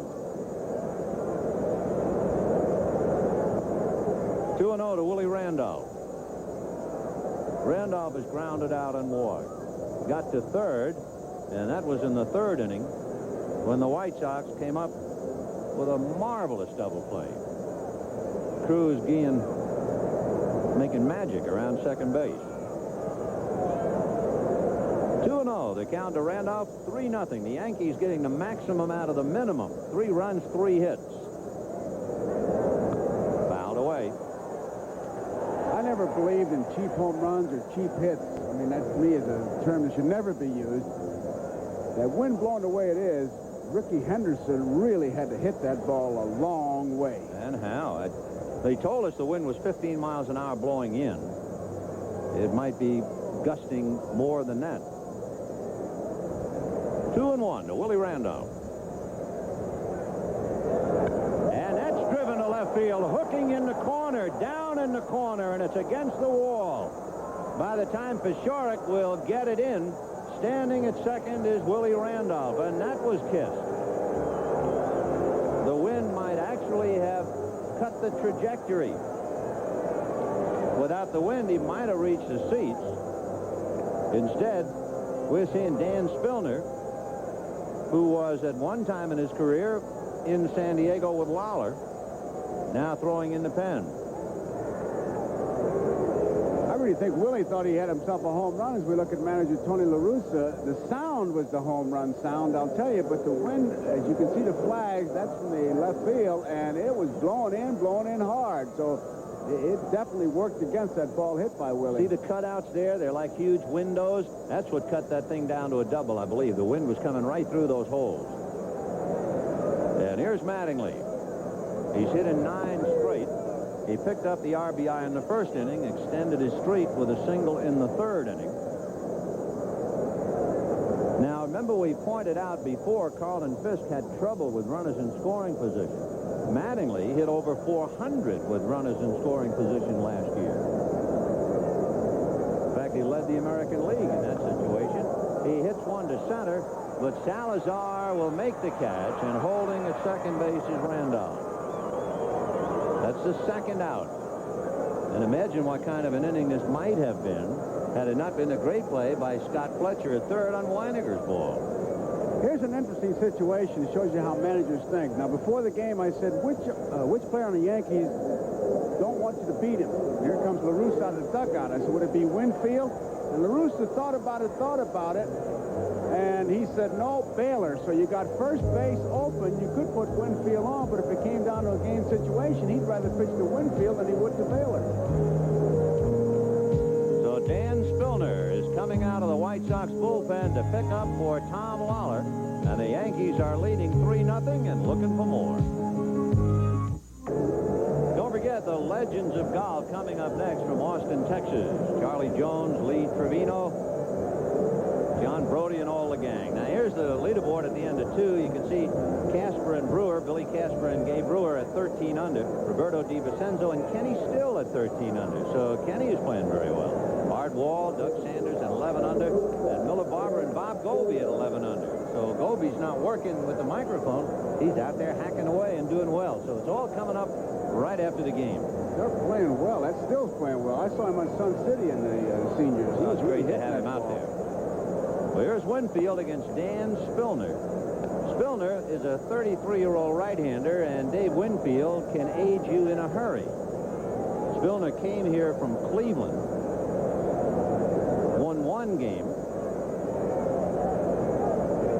He beat Minnesota for his only victory as a White Sox pitcher. That's a strike, 1-1. Dan was a hard luck pitcher in the sense that his season came to an end the middle of September.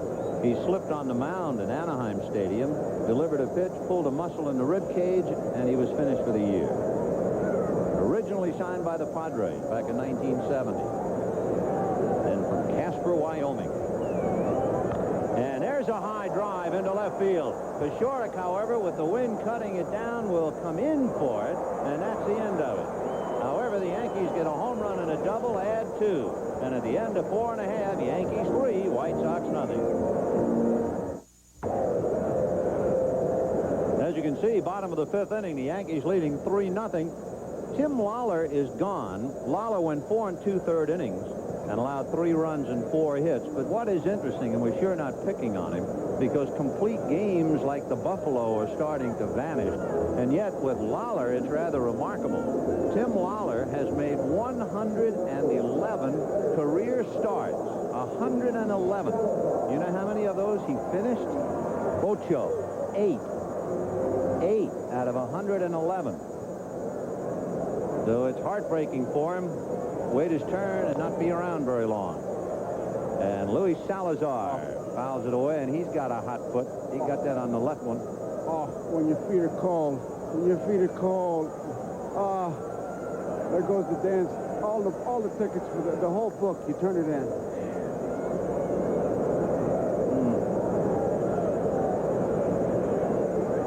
He's not ready. No. Lewis was walked intentionally in the 2nd inning. They fell behind 3-0 and decided to take the bat away from him. 1 ball and 1 strike to count. So Dennis Rasmussen leading 3-0 in the 5th. 6'7" left-hander. I'd like to see him jump ball against Mike Smithson, who is 6'8". Big slow change, and he's high with it. 2-1.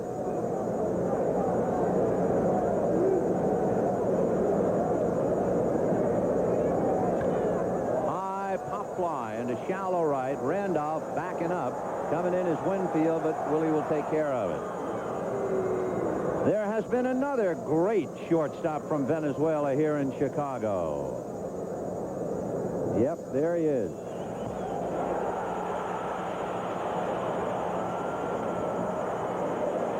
He came a long way from Venezuela to become an integral part of this city. Luis Aparicio, now a member of the Hall of Fame. And now another youngster picking up the torch to play shortstop, and from Venezuela. Ozzie Guillen, a bunt. Short hop by Berra, and Dale makes a good play. Looked like he was having trouble getting the ball out of the glove. He anticipated the play well, because he was in very shallow, and he's got it in the webbing. He had to do a double take to get that ball out of there, but he makes a good play on it. What hurt Guillen was that he got it so far to the infield side, he had to get it closer to the line.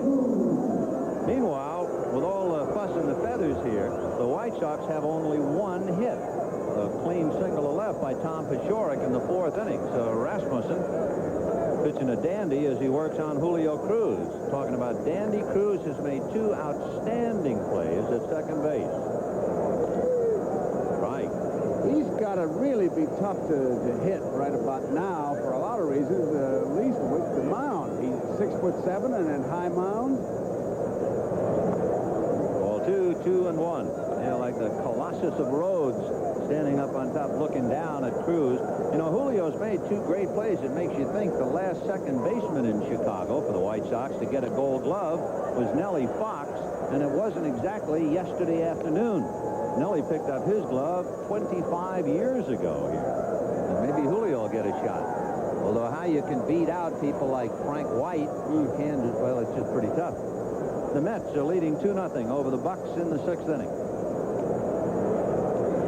And by the way, some of the best news I've heard in a long time. Bob Prince is coming back to do the Pirate broadcast in Pittsburgh. Yeah, that's right. Boy, I couldn't be happier. The Gunner will return. It'll be old times. All for it. Bob underwent some surgery recently. he's anywhere near a television set, he's looking at a ball game. And we want to send him our best, and I can't wait. Welcome him back. We'll pause briefly for station identification. This is the NBC Television Network. This is WOC-TV in Davenport, your station for the best in sports.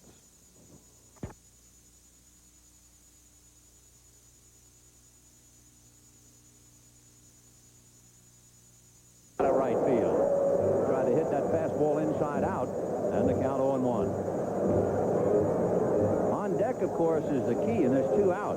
If Fletcher can get aboard, he represents the tying run. Mr. Baines.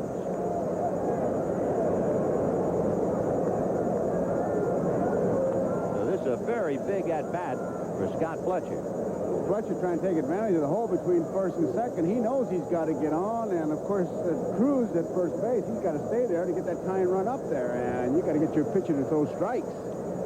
1 ball, 1 strike. Slow curve, 1 and 2.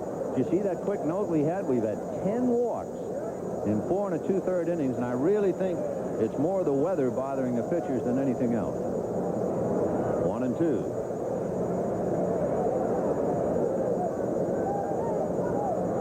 Julio at first, held on by Mattingly. 2 down, 5th inning, 3-0 New York. Just missed. Oh, that big, slow jug, and Rasmussen was walking off the field. Mike Riley said no. This is the pitch he's got to put something on. 2 and 2, tying run on deck. He's got to throw a strike with something on it. Line drive, base hit. We're going to see Baines. Stopping at second is Cruz. So they talk about setting the table. The table is set, and the big man with the big appetite coming up. Now, he's the first ball hitter. He hit the first pitch last night into the left field seats because it was coming inside. He went outside. He was looking for it and went for it. You would think right now that they would just try to jam him with the fastball to see if he would tip off by his stride what he is thinking. But he's a good hitter. It's a real battle right here. Here's your game situation. He's hitting .317 with 4 home runs and a dozen RBIs. And Harold represents the tying run. And he's after the first pitch. A high fly ball to Henderson. It's playable. The wind's going to cut it down. He never had a chance. So no runs, 1 hit. The Sox lead 2. And at the end of 5, it's still Yankees 3, Chicago nothing. We're going to have a scramble next week. Joe and I will have the chance to come right back to Chicago and see the Padres and the Cubs. Bob and Tony will handle the Mets and the Reds. Meanwhile, we go to the 6th. Don Baylor takes ball 1. Don't forget, not that you need me to remind you. Okay, that's well done. When you go to bed tonight, move that clock up an hour, spring forward and fall back, so we lose an hour tonight. Baylor singled to right and then lost a hit on a fine play by Scott Fletcher in the 4th inning. And Fletcher playing him back near the line. Baylor with the count 3-0.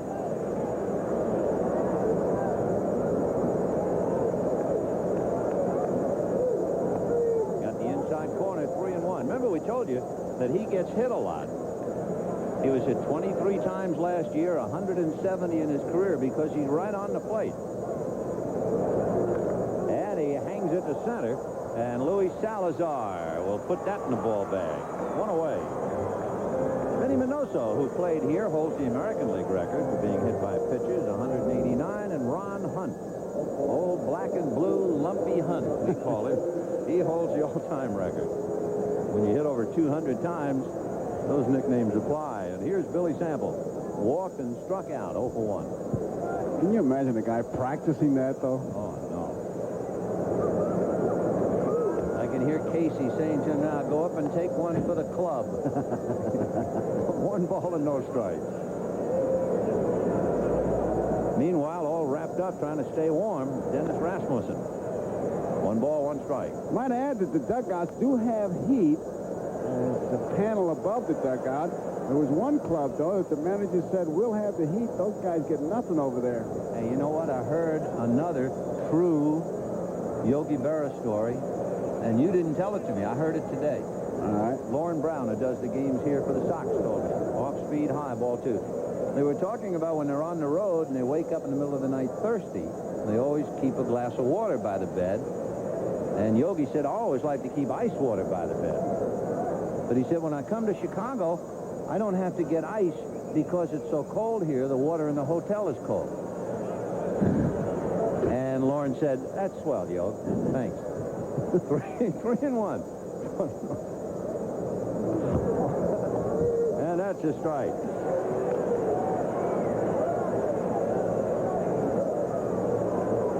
A full count to Billy Sample. Did you hear that Mickey Rivers line? I think they're going to write a book on Mickey. Oh, they have to. One-liners. Quotations from Chairman Rivers. Yeah.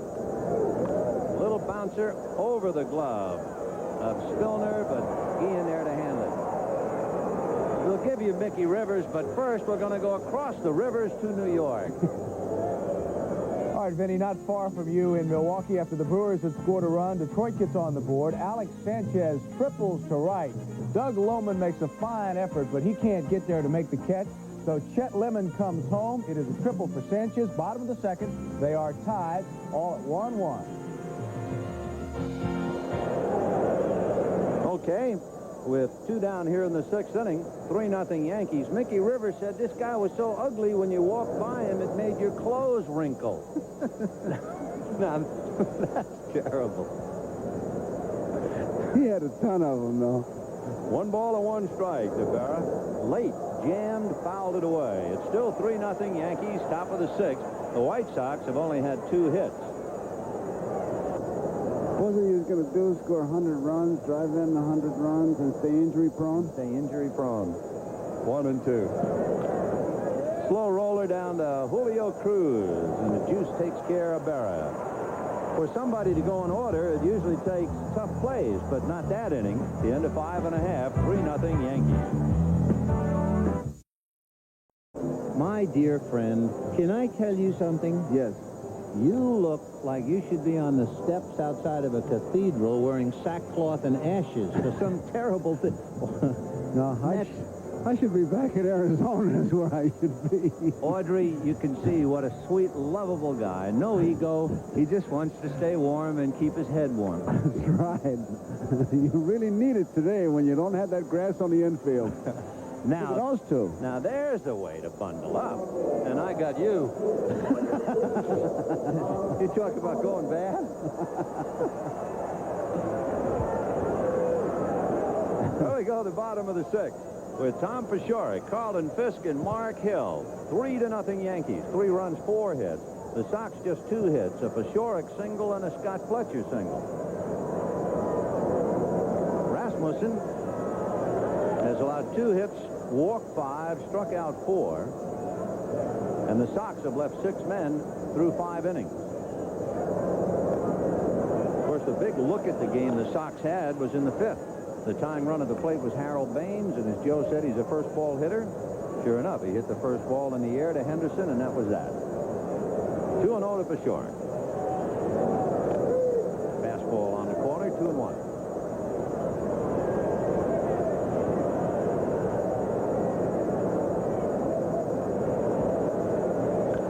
There's a shot foul outside of third, and Paciorek chipped the bat, I believe. He's checking it, and it's okay. He was examining the handle. 2-2.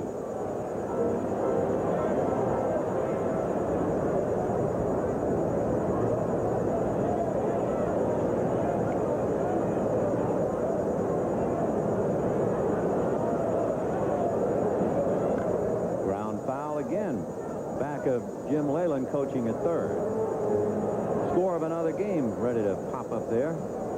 Coming down the wire, I believe. There it is. Minnesota leading Oakland 3-0 in the 3rd inning. 2 balls, 2 strikes. A drive to right. Winfield going back. He's there. So Paciorek goes the other way and comes up empty, 1 down. And the batter will be Carlton Fisk. You know, last year for the Yankees, as Fisk comes up, Dennis Rasmussen made 24 starts and completed 1. So you can bet they'll be keeping an eye on him here as he has gotten himself into the bottom of the 6th with 1 out. Fisk walked and fouled out. The foul out in the 4th inning was a pivotal play because he came up with a runner at second and nobody out, failed to advance him. And the following out could not produce a run. You want to talk about a great athlete? Here's a guy when he was a kid in high school. He was MVP in baseball, basketball, and soccer in New Hampshire. 1-1. Early in, I guess it was spring training when Carlin was, I guess you'd say he popped off because he stepped out of his role as a player and said Ozzie Guillen wasn't ready to play shortstop. That got him into some hot water, which he could use today. 2-1.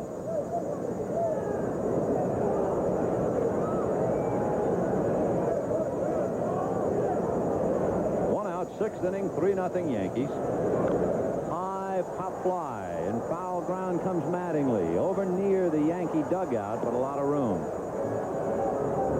You know, talking about complete games, Ovenia, when you said that, just thinking about it, the bullpen has really become high-rent district now. It used to be the place you pitch yourself back into rotation, but I think a lot of decisions are based on the fact that they got those guys who can close it down. Every bullpen in the American League must have a life-size autographed picture of Dan Quisenberry. I mean, what is he getting, $40 million for lifetime, the next 2,000 years, right? And all the land west of the Mississippi. Strike to Mark Hill. This telecast presented by authority of Major League Baseball and may not be reproduced or retransmitted in any form without the express written consent of Major League Baseball. That's fouled away. You know what? And I'm deadly serious now. Talking about a picture of a player. I swear, if I were the commissioner of baseball, I would get a large picture of Denny McClain, and I would have it on the wall of every clubhouse in organized baseball so that kids can look and understand the tragedy and what can happen to a human being in such a short time. What was it Denny said? I could have cried when I read it. He said, I can't believe I've come so far to where I am today in such a short time. Up the middle. Flagged it short, and look at that him. But remember, it was Mark Hill. And I'm saying that not to take anything away from Bobby Meacham, but he was not exactly throwing out Jesse Owens. We'll be back after these messages. Here's that play again, but the key to this is watch how aggressively he turns and just fires that ball. Bobby Meacham, he had no doubt he was going to throw the first base. It's true Mark Hill is not in the picture, but you have to point out, not only is he a catcher, but they built a hill between home plate and... Shot to the right side, and Cruz is there to pick it, and that'll do it to Butch Weiniger. 1 away. Here's the way he grabs that ball, and it makes a complete turn, and he's ready to fire. Good play. So 1 down.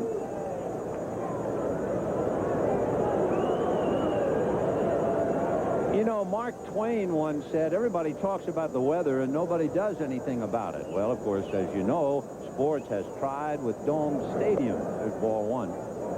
Today, April the 27th, 1985, and I doubt if you're aware of it, I know I wasn't, but they sent it along to us, that we have not had a rainout in either the National or the American League yet, and it's the 27th of April.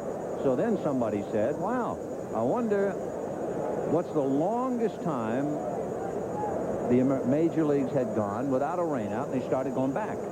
And it was in 1960 when they didn't get a rainout until April 26th. So I don't know whether it's the El Nino current that has changed the weather or what, but on the 27th of April, the majors have not had a rainout yet. It's interesting. I mean, I can't wait to get to the cocktail party and lay that one on them.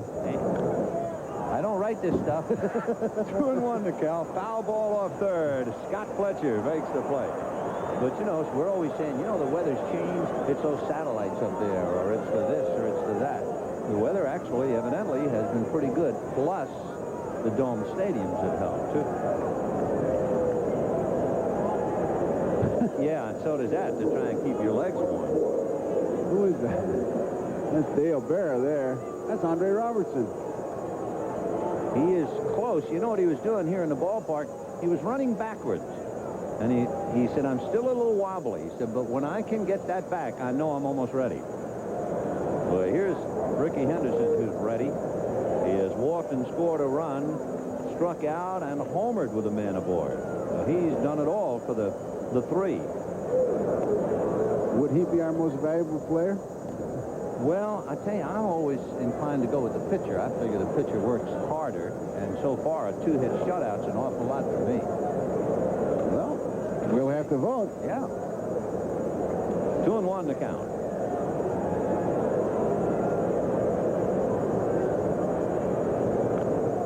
Little bit early on a fastball. He hit it off the end of the bat. That's Tom Seaver. And, of course, last night was a milestone for him.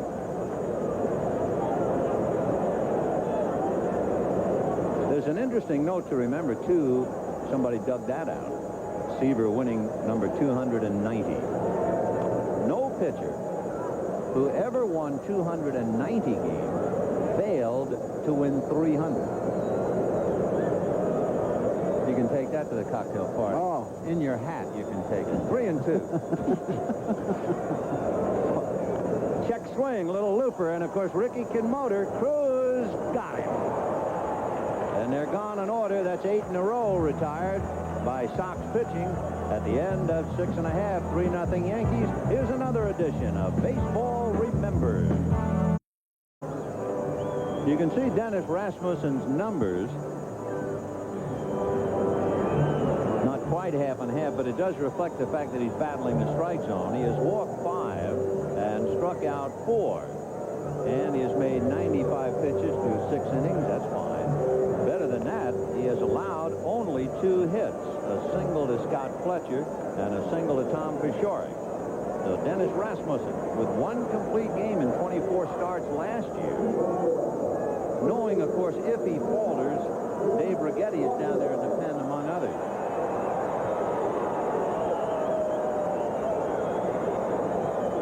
Greg Walker hitting .258. He has 2 home runs, 9 RBIs.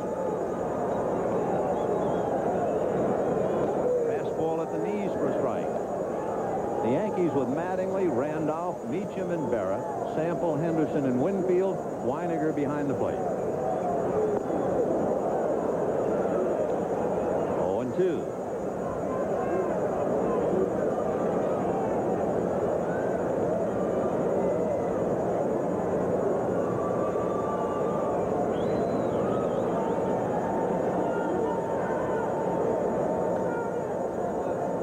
The count to Greg.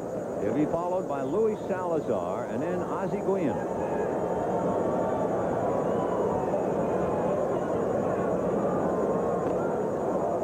So Greg Walker strikes out for the 2nd time, and of course that's really hurting him, leading the club in strikeouts. He has struck out 12 times, so that's almost 20% of the time. The batter, Luis Salazar. Salazar walked intentionally and popped up. He's 0 for 1.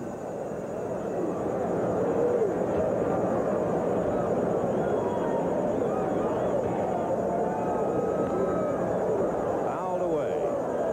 During the offseason, the White Sox studied themselves. Remember, they had a great 83, and they had a humiliating 84. Only 4 teams in the big leagues lost more, and you can see Rags, as they call him, Dave Righetti, heating up. Big chopper over the mound, charging Meacham, and it goes under his glove because it didn't come up. Bobby was hoping that ball would take the bounce and come up, and it hugged the ground, and Salazar is aboard. That's a do-or-die play. He thought he'd get the short hop, and I think we'll get a good look at it. Meacham is charging it now, hoping to get the short hop, and she just stays down and goes right through the wicket. Now he's telling telling the pitcher, I'll be covered in case the ball is hit back to you. They have not officially flashed it on a scoreboard, but we would assume it's an error. Salazar is at first, and here's Ozzie Guillen. Strike. The White Sox felt coming in they needed relief, a third baseman, a shortstop, and an outfielder. Well, they got Guillen to play short, Salazar to play third, Bob James to be the relief man. By the way, we get a report there was an error on that ball that went through Meacham. There's another one off the glove of Rigetti, deflected to Meacham, no play. So Rasmussen got his glove on the ball and deflected it. Meacham could not make the play, and we're getting closer and closer to seeing Rigetti if the Sox can get off the floor. That'll go as a base hit, and it extends Guillen now to 7. So 2 on, 1 out, and Julio Cruz will be the hitter. You have to try to come up with everything hit back to you, but that time it worked against Rasmussen because he just deflected enough, slowed it down enough to where Meacham just could not make a play. So for the second time in the last 4 innings, the Sox had the tying run at the plate. They have Salazar at second, Guillen at first, and Julio Cruz walked twice and struck out. Ball 1. Willie Randolph shading up the middle, and with Mattingly behind the runner at first, they open up the right side of the infield, so Winfield shortens up in right field. And they're pitching him away. 1-1 on the corner. 3-0 Yankees. We're in the bottom of the 7th inning, 1 out.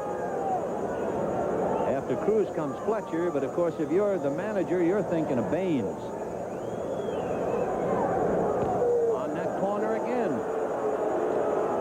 He's also got Kittle on that bench. That's right. He can swing the bat. He can't do anything else. So La Russa is hoping to play his cards and get his aces in this game. 1-2. 1 out. 2 on. 3-0 Yankees, 7th inning. He's living outside, and he's evened it up 2-2. Now, if you're the hitter, do you think to yourself, he's out there, he's sending me messages, or are you expecting maybe he's going to come in and jam it? Well, his fastball is enough. I'd say he's going to stay outside. High fly ball into right center. Henderson and Winfield. It'll be Rickey for the catch and the runner's hold as Cruz fails to advance him. You notice something, too, with Rickey Henderson. He's a bit of a rarity, as that he catches the ball with 2 hands. Most of them catch 1 hand, and the center fielder, oddly enough, they advocate catching 1 hand when you're running to right center or to left center. Now, a ball like that, it's okay, 2 hands. You see, Rickey is checking that sun. The lights are on, but there's a glare out here, and this is the time to be checking. In fact, Winfield is coming in. He wants the glasses. Naturally, looking for rose-colored this time of year. One of the great one-liners of all time, and for fear of being in a time warp, Yogi's going out to talk to his pitcher.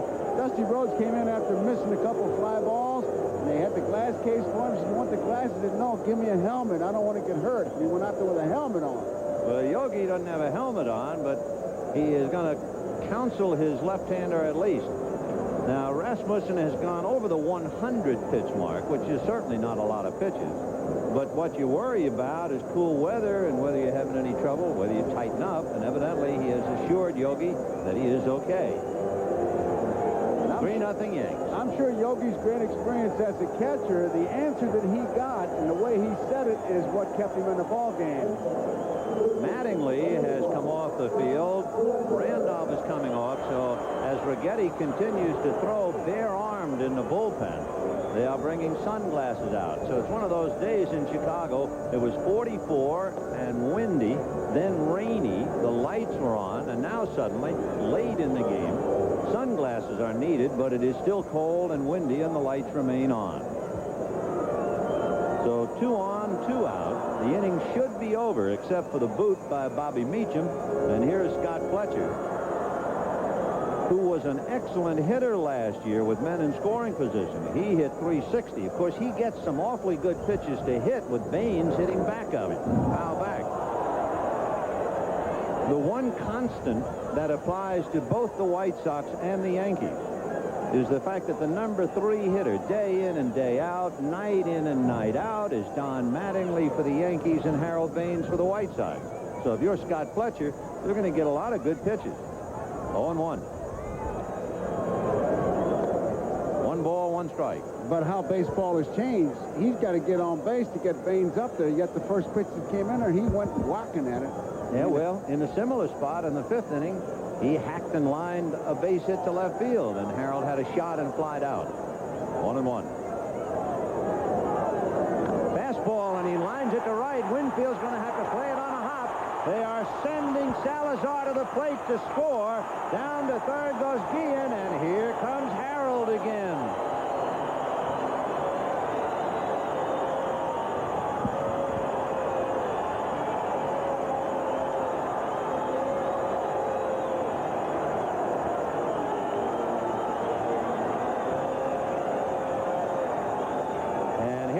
Yogi, and there goes Rasmussen, and we're within a few seconds of seeing Dave Righetti.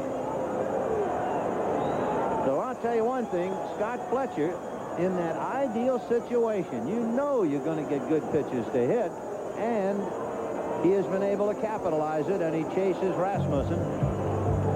And so we'll wait for Righetti, and this thing is a long way from being decided. We'll be right back. Well, we get down to fundamentals now. You get a fireball in left-handed Dave Righetti and a power hitter Harold Baines. Those are Righetti's numbers. An ERA of less than a run, and he's had a hand in all 6 Yankee victories. Dave has 5 saves and a win. He's 1-1, and he goes head-to-head with Harold Baines.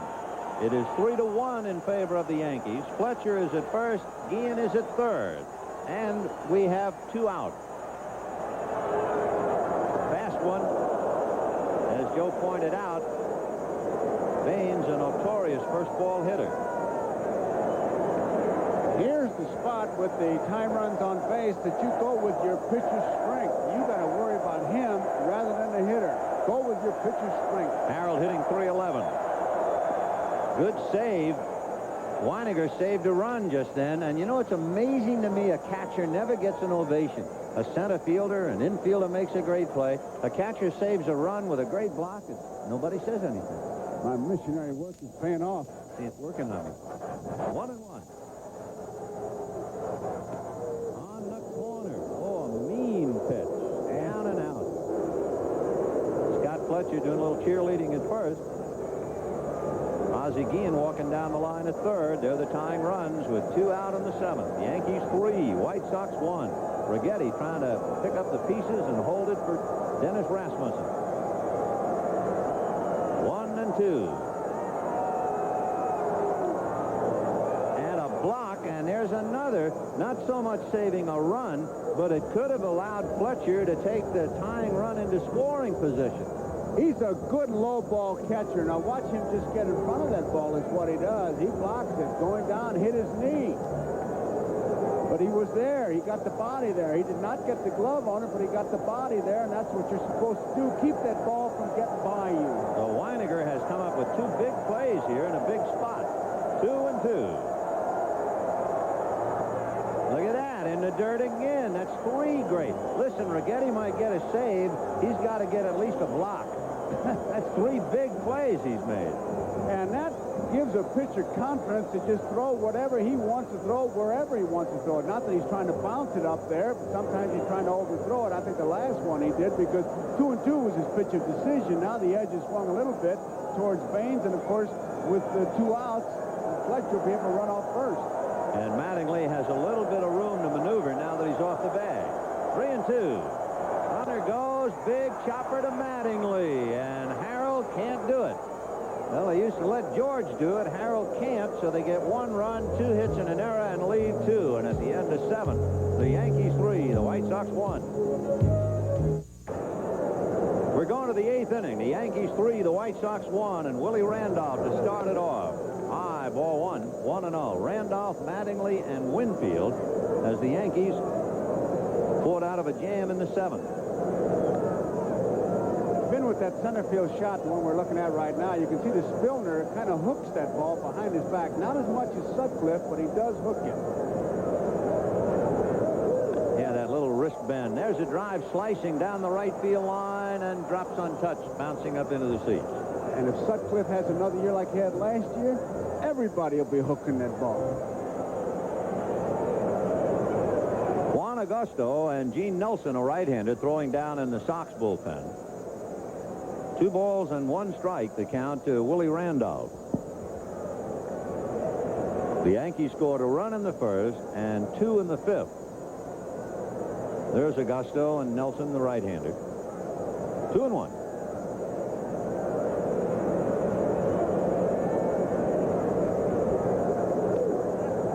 The Yankees got a run in the 1st inning. Henderson walked, stole 2nd, took 3rd on a ground ball, and scored on Mattingly's fly ball. In the 5th inning, Henderson homered with Meacham aboard. And there's ball 4. So as Randolph goes to 1st, we go to New York. Benny, the Royals have broken the 3-3 tie in Boston. George Brett singles through the infield into right. That scores Onyx Concepcion, who has some speed. And the Royals have the go-ahead run. 4-3 Kansas City. They're now in the bottom of the 7th. Back to Chicago. Okay, Kansas City up on top. Meanwhile, the Yankees leading 3-1. Now, here's Tony La Russa going to the mound. He's going to make a change. So as we look at Tony and Dan Spillner leads, we have some time, and let's pause, and we'll be back with you right after this.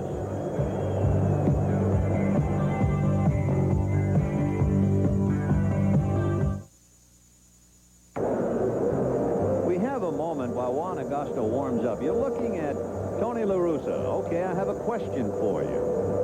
Since the White Sox signed La Russa to be their manager, how many managers have the Yankees employed since that same short time? Here's the answer. 7. Enough said. Kobe at 64. Look at all that. Looked like a dramatic reading of the Yellow Pages. Okay, Augusto's ready to go after Mattingly, and they picked off Randolph. Well, he's got nowhere to go but sheepishly to walk back to the dugout. But the Yankees are still leading 3-1. Here's the move. Look at that. It was that quick move where he backs off the rubber and shoots from the hip, and out he is. Drew Coble breaking the sad news to him. So 1 out.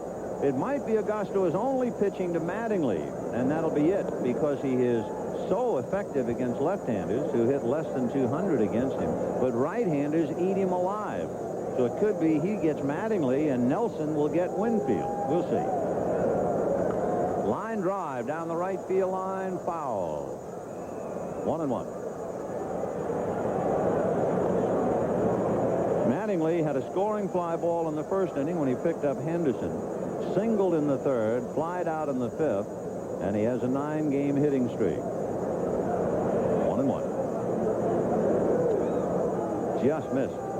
Ball 2. Kind of a unique stance, at least with the front foot. Mattingly is kind of pigeon-toed, but what it does, it keeps that front shoulder in there. Roller wide of first base. Greg Walker underhands to Augusto. Now let's see if that theory holds up. Was he brought in only to pitch to the left-hand hitter, or will he stay in and face Winfield? It might also have made a difference because he removed a runner on the base paths, too. The pickoff made that decision. So 2 down, and La Russa stays where he is. And that means Winfield going against Augusto. When I said that right-handers eat him alive in comparison to the left-handers, right-handers hit about 350 against him. That was a good shot of the White Sox bench. You saw Dave Duncan on the phone working with the papers. Joe Nosek, one of the great sign stealers there, and La Russa with his lineup card. Ball 1. Everybody in the ball game. You like that. Makes your bench look alive. Big man has not been in the ball game as far as hits. But remember the classic double play in the third inning. He lost an absolute bet-your-house base hit only to have it turned into a double play on the magic of Cruz and Guillen around second base.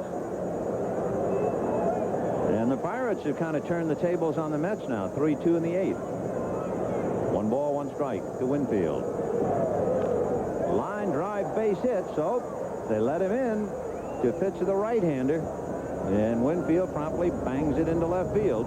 Of course, Augusto, you have to remember, spent his first year in the majors last year, and I think Tony's going to bring a hook. He figured, okay, I'll let him have a look at a right-hander. That's as much as I want him to have. And this is the one guy in the lineup that he really fears because of the way Baylor hits the White Sox. And Tony made a big point of that if it came down to a game situation with Winfield up there, he would rather pitch to Winfield than he would to Baylor. So Gene Nelson will be brought in from the bullpen.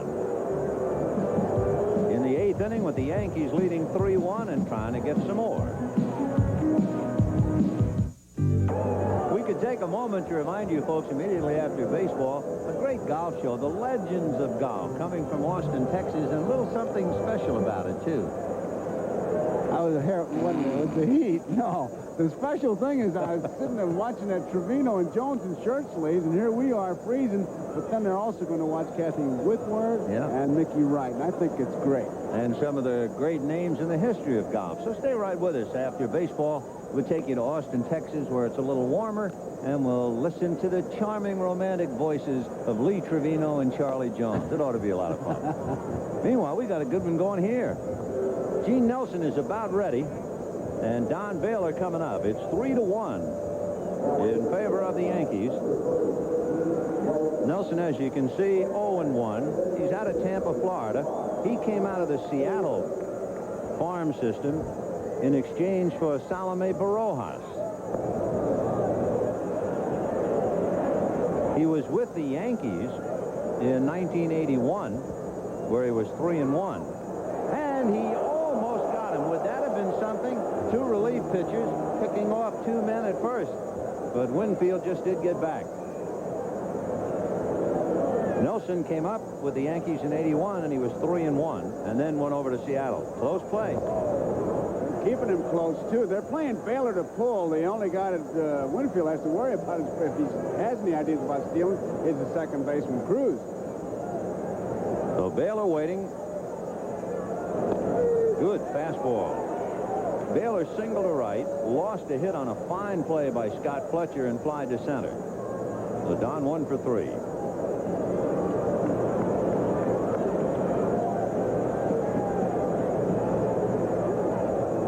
Back in 81, when Gene Nelson came up with the Yankees, he was the youngest player in the big leagues at the time. He was a tender 20 years old. Fastball. Boy, he's challenging him. Great play behind the dugout. That a way to go. No glove either. Give me 5.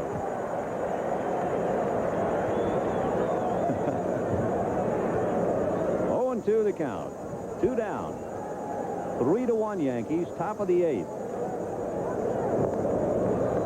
I tell you, he almost picked him off for what he really has accomplished, though. He's cut down Winfield's lead, and that could be important on a base hit. You might get a shot at him at third base, and that's why it is important for pitchers to throw over to first base. Even if you don't pick them off, you cut down their lead, and outfielders a chance. 0-2.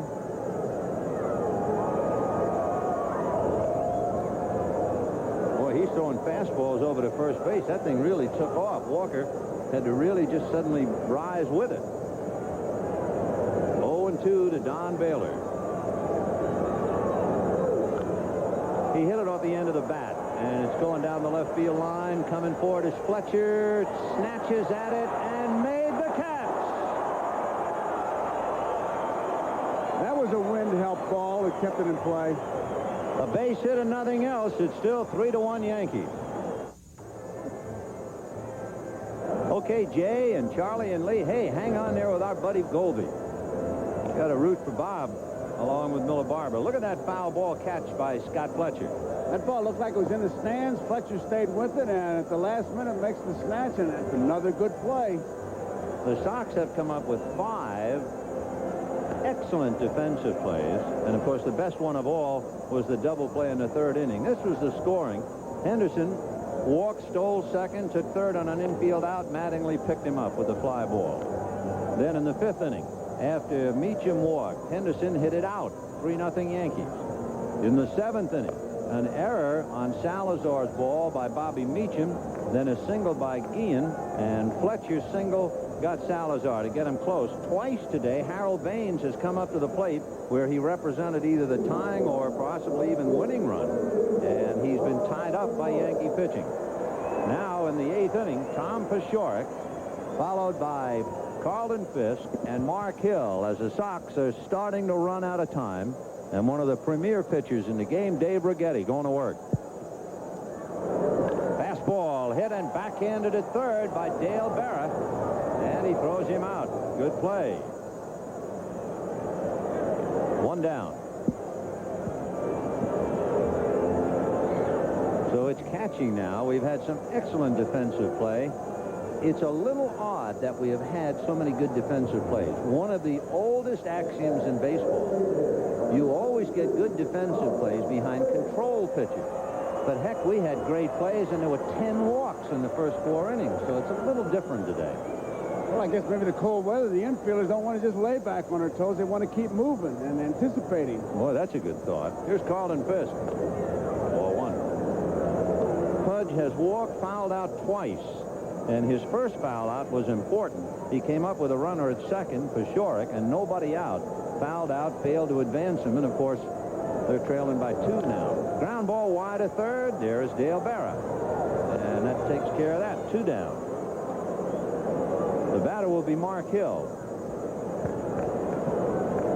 You know, they asked the question, how's Yogi getting along? And I said, if there's a way to figure it out, Yogi will figure it out. And when I heard the question asked here, and Yogi said, well, I'd probably say, Dale, do this. And when I called him, he says, what? Just like every other player.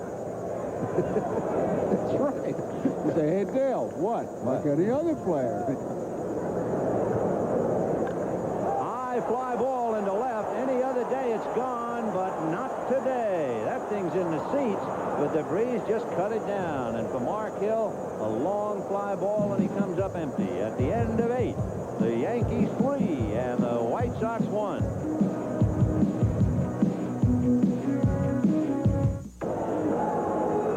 Next Saturday, NBC Sports continues its coverage of the '85 baseball season. 2 National League contests. Some of you will watch a rematch of the playoff battle, the Padres and the Cubs at Wrigley Field. Others will see the Mets and Pete Rose's Cincinnati Reds. Next Saturday, beginning at 1 Eastern with Major League Baseball, an inside look. The tradition is here. The memories are waiting on NBC Sports.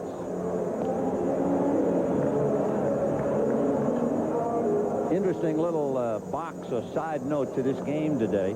You remember a little while ago in a game at Yankee Stadium, Julio Franco hit a game-winning home run to beat the Yankees for Cleveland. And then the next day, that failed to show up. They didn't know where he was. And they looked all over New York. And as the story went, he was found living in a friend's house without a telephone. He wasn't well, so he didn't call anybody, just stayed in bed. In the course of looking for Julio Franco, they contacted the New York Police Department. Now, remember, Franco had just hit the game-winning home run the night before, and they said, do you know Julio Franco? And the New York Police Department said, never heard of him. And Moss Klein of the Star-Ledger of Newark wrote, it just shows you that 9th-inning home runs against the Yankees don't make much news these days. Is that an arrow? But that's early. The Yankees are leading here 3-1 in the 9th.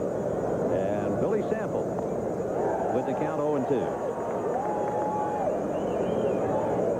Gene Nelson trying to keep the Yankees quiet to look ahead in the bottom of the 9th. The White Sox are due to send up Greg Walker, Luis Salazar, and Ozzie Guillen. Breaking ball fouled away.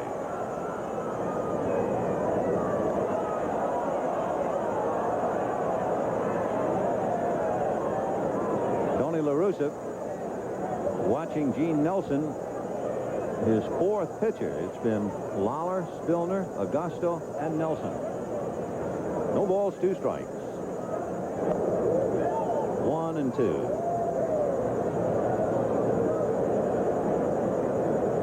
He didn't have a good cut at the curveball. You can't guess with 2 strikes, but if I were catching, that's what I'd call for.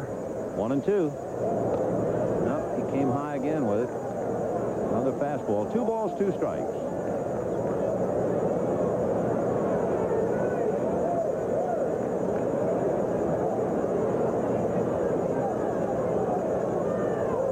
Breaking ball, a curveball, and it's lined to left, and over there to flag it is Tom Paciorek. So he hit the curve pretty hard that time, but the count was 2 and 2. Now 1 out, and Dale Berra coming up. This is interesting, and Joe, I've really got a question about this. Berra has reached first on catcher's interference 18 times. Is there anything you see in his stance or his swing or anything he does that you could come up, go foul so we can watch him swing again? Thank you very much. 0-1 the count. Go 18 times, meaning the catcher has tipped his bat. What is there about his swing? Have you watched it? It looks like at times he just dips back a little bit, and it's not, I mean, doesn't shift his weight. His weight is back, but he goes back with the bat. Right like a hitch. Yeah. See, now look, there's Mark Hill. He's got plenty of room. Now watch where the glove is. Now, if he goes forward, he's all right. Right before he started his stride, he was all right that time. I don't say he's going to do it this time, but usually when it happens, and watch Mark Hill move back, he's aware of it. We'll give him some room. He's got plenty of room. Right there. A drive to left, and Paciorek to the wall. It's off the wall. Oh, he played the Karen perfectly. The throw in towards second. It is not in time. So Paciorek made a quick recovery of the short hop. Let's take another look at Dale's swing. Hit that ball hard.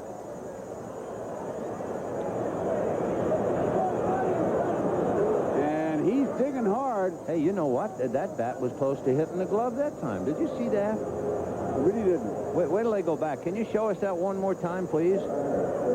Just the swing, if we have it. And slowly, it happened so quickly, but it came off. Watch Hill's glove now in the bat. Look at that. That was pretty close. That's just one of those oddities in the game, why a catcher's interference called so many times against Dale Berra. Butch Weiniger now trying to pick him up. Ball 1. Weiniger could be 2 for 2. Grounded to third, grounded to second, and thrown out on a couple of good plays.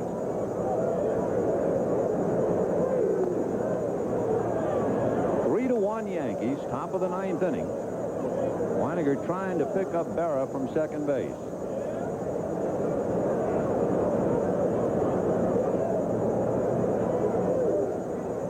That time it looked like Nelson was thrown to the plate while he was looking back at second. He was so conscious of Dale Berra. I don't know how he could have found the strike zone. 3-0. Ball 4. Coming up next. But right now, Bobby Meacham is coming up. 2 on, 1 out. 9th inning. 3 to 1 Yankees. Yankees scored a run in the first, 2 in the 5th. Sox got 1 in the 7th, and that's it. Dennis Rasmussen went 6 2/3. Righetti trying to hold it for him. And Lawler, Spillner, Augusto, and Nelson working for Chicago.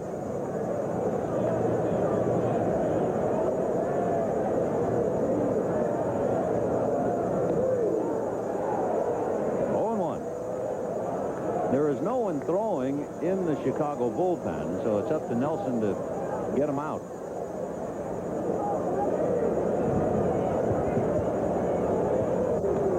Oh, good pitch. A change, a straight change with a great delivery.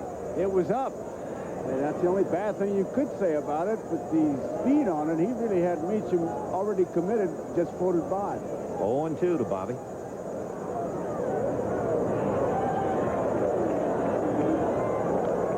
Express, as Roy Campanella used to call the fastball. After the change, meanwhile, you had Berra at second, Weiniger at first. 1 out. The attendance today, and it's a tribute to the Chicago White Sox fans, 22,788 in 40-degree weather that has seen it rain and a 15-mile-per-hour wind. Slow roller to Cruz. Tried to tag and got him and makes the double play. And the Yankees will argue, but he tagged Weiniger going by. And Yogi's going out to join in with Stump in arguing with Don Denkinger. Watch this. It may be on the baseline, I think. He does not make the tag, as you can see plainly. The baseline thing is what they're arguing. Look at Yogi. He is really upset. And Yogi will not argue unless he really believes it, because last year he tried to get thrown out of a game, but they respected him so much they wouldn't throw him out. Remember, the runner, Weiniger, when he tried to avoid the tag, has just about stepped on the fringe of the grass. He's got 3 feet either side. Right, and since the ball was hit, that would fool you at first. You would think, well, he's gone way inside. But if you look at the base, you figure you have a 3-foot lane on either side of the bag. Take another look at it. Now, there's the bag. Now, there, he's on the baseline. There he goes. Now, he's on the grass. Now, was he out 3 feet outside? Hard to say. Very hard to say. But on behalf of the Don Denkinger Marching and Chowder Society, the umpire at second base, it shall duly be noted in the minutes of the last meeting that it was a double play, and that will be that. He let Yogi have his say, I'll say that. Well, we got a hot time in a cold city today. And before we go to the bottom of the ninth, the Major League Baseball game of the week has been brought to you by Ford, who invite you to drive the new Ford Escort. Have you driven a Ford lately? Why, light beer from Miller, everything you've always wanted in a beer, and less. By the Bic Shaver for normal skin, and the Bic Shaver for sensitive skin. Now, there's double trouble for stubble. And by Armor All. It's science, oh, but it works like magic.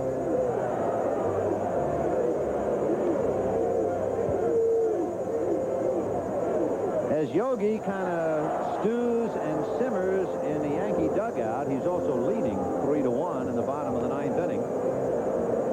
And it'll be Greg Walker, Luis Salazar, and Ozzie Guillen. Let's get an update from the legends, and then we'll be back here to pick up the bottom of the ninth. Don't keep it too long, you Texans. Already in Boston, the Red Sox have tied it up in the bottom of the 8th against Kansas City. Dan Quisenberry, the stopper for Dick Hauser, on the hill. But Rick Miller singles. That scores Marty Barrett.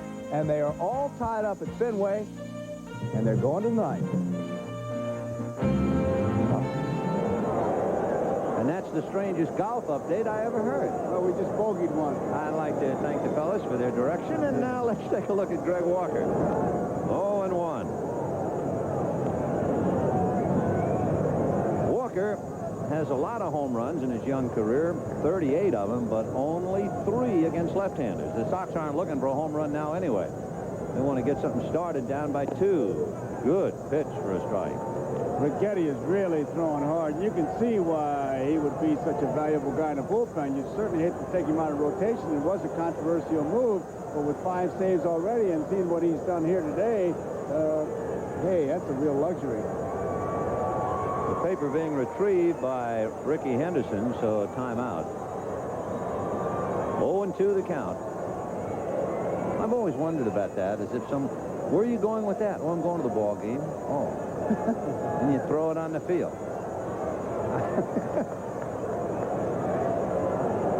3-1 Yankees, bottom of the ninth.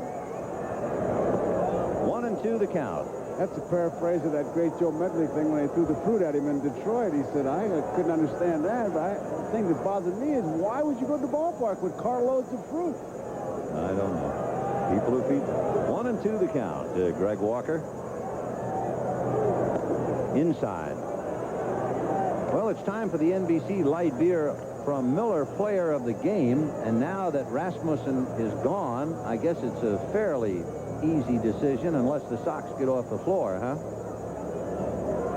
2-2 the count.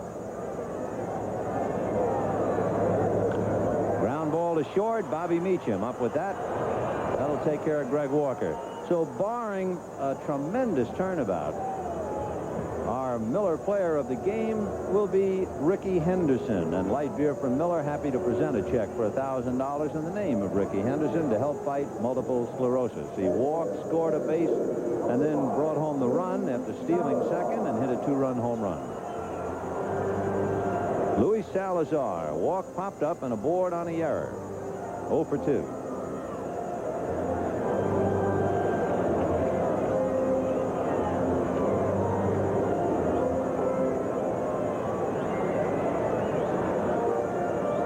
Yankees in the ninth with 1 out.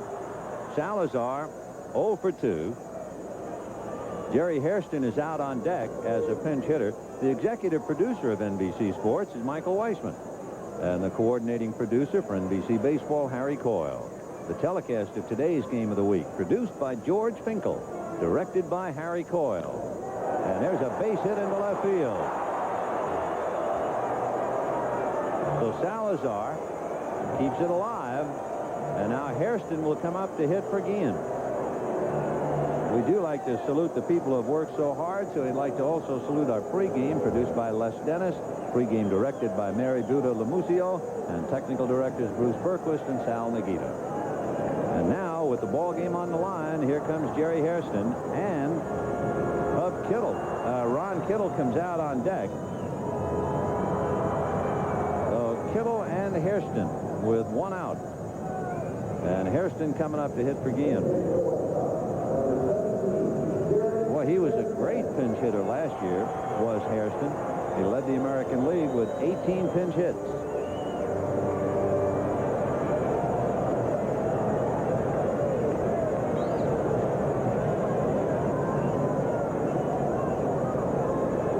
He's not at 100%. He's got a leg problem, so the ground ball is really suspect for a double play. Hairston, a switch hitter, and he has hit much better as a right-handed batter, although he hasn't had very many at-bats this year. He has more power left-handed. And the power man on deck, of course, in Ron Kittle.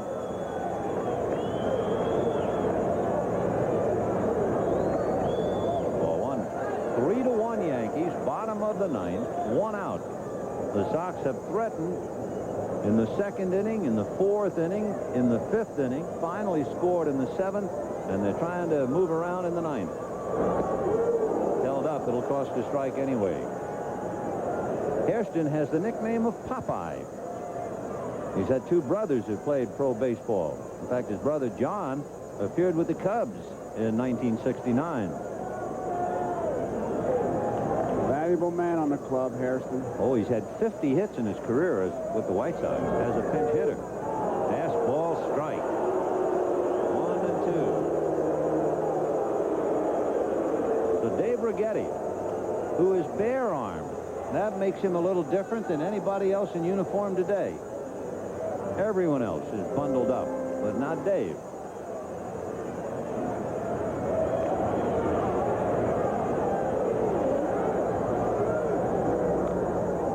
Get a piece of that breaking ball and fought it off. Standing at first, Luis Salazar. He runs well enough. And Hairston, the tying run at the plate, Kittle to follow.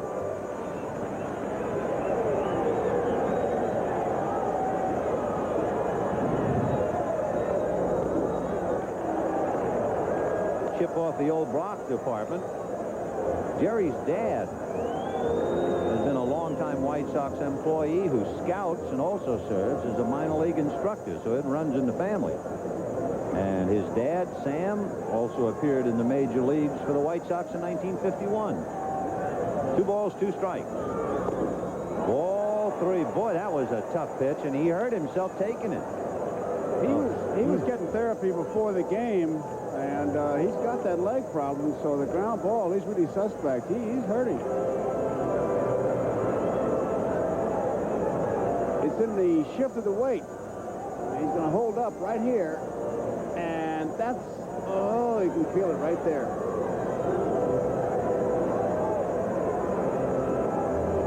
So you got a guy with a bad wheel up there at the plate, representing the tying run, but also representing a game-ending double play. A rather interesting situation. With Salazar at first, 1 out in the 9th, 3-1 Yankees. The Roos's got a decision. 3-2. And he's walked him. And the Sox are alive. And Kittle coming up.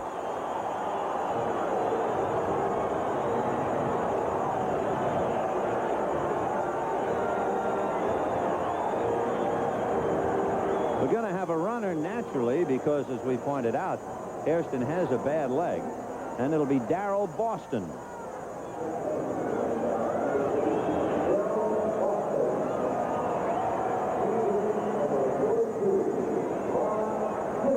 So Ron Kittle with 2 men on and 1 out. And Dave Righetti on the spot. Kittle slammed into the wall and hurt his shoulder. He can't throw yet, so he couldn't start. But he can swing the bat. Hit 32 home runs last year, 35 the year before. 4-1.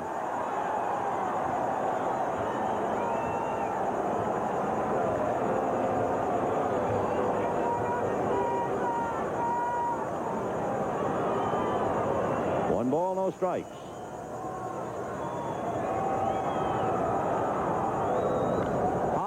Pop fly. Foul. Mattingly coming over to the railing, and this one is back in a half a dozen rows.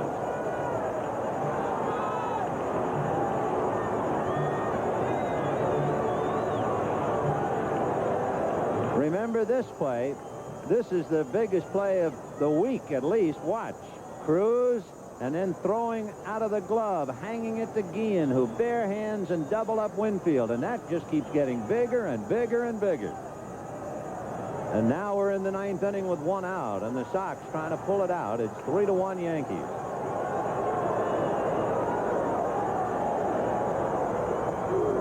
Just missed. So Dave Righetti, who came in the 7th inning with 2 out and got Harold Baines, retired the side in order in the 8th, and now fighting here in the 9th. He has Salazar at second, Boston at first, the tying runs with 1 out. Fouled away.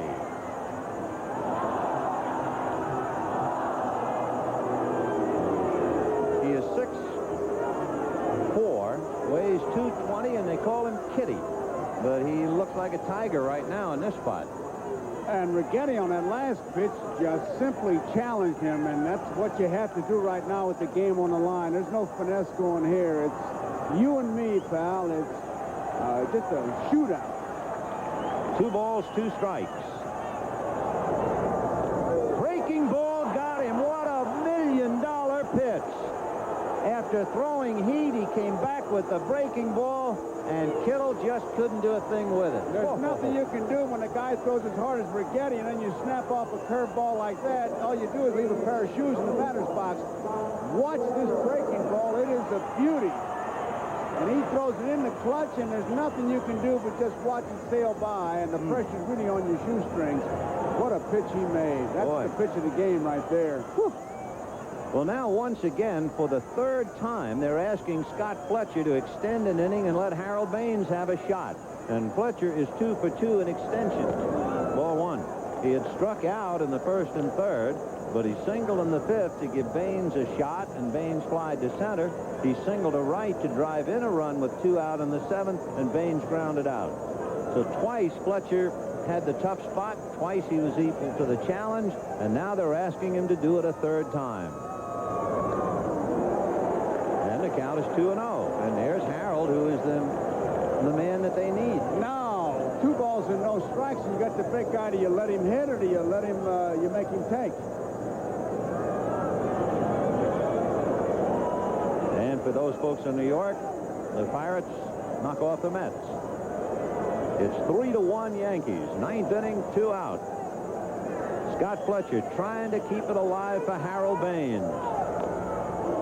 And almost hit Baines with the foul ball. Baines took a swipe at it and knocked it over to the railing. He's ready to hit even in the on-deck circle. And, as usual, got a piece of the ball.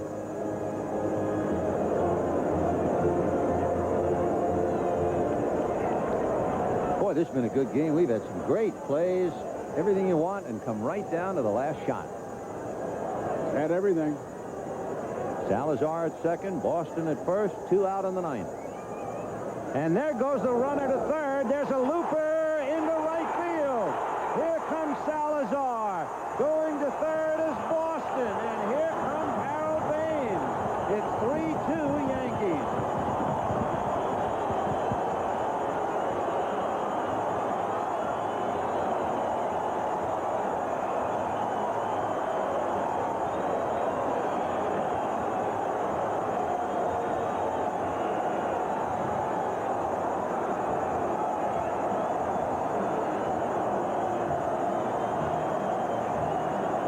Fisted it out to the opposite field. It drops over the glove of Randolph. Big base hit, as you've been pointing out, Vin. That's 3 times Scott Fletcher has gotten a base hit. And 3 times Harold Baines has had a chance to tie it. This is the 3rd time. He's got his man at third, Darrell Boston. The tying run is 90 feet away. Scott Fletcher, with his 3rd hit at first, held on by Mattingly, so the right side is wide open. And here's Baines 0 for 4. Ball 1. And that's the hardest ball that Rigetti threw. It's simply a case of knowing Baines is the first ball hitter, and he was going to give it his best fastball, which he did. Missed the strike zone. No one throwing in the Yankee bullpen. It's Rigetti, do or otherwise. Ground ball inside third, down the line. In comes Boston to tie. Retrieved by Billy Sample. Stopping at third is Fletcher. Baines is at second, and we got a brand new ball game.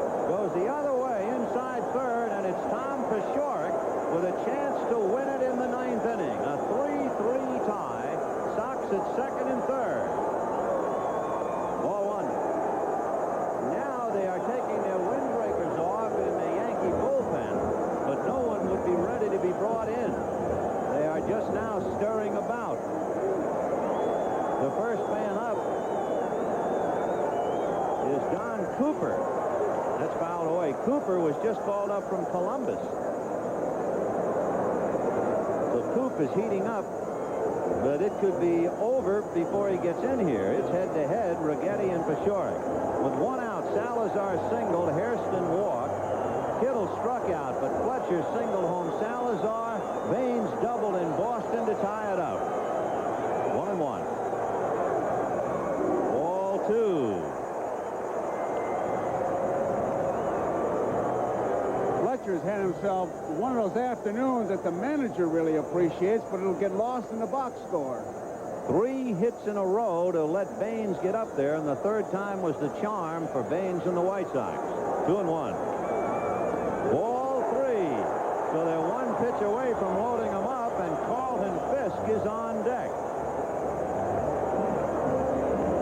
All right, you got a right-hand hitter, left-hand pitcher, 3-1 to count. Oh, Did you let Wimpy take a swing? Oh, yes, with him, definitely. Definitely. I think I would have had Fletcher taken, though. 3-1. He got the base hit, and that's all that counts.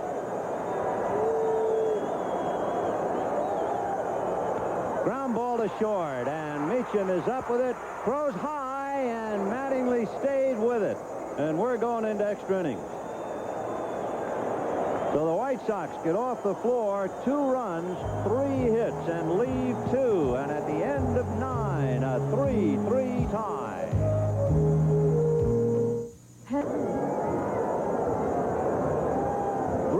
6 hits, an error for the Yankees. 3 runs, 7 hits, no errors for the White Sox. 1 home run in the game by Ricky Henderson. The Sox now have Darrell Boston in center field. Luis Salazar takes over at third, and Tom Hewlett is at second base. Boy, have we got a dandy Perkin here as we go into the 10th inning.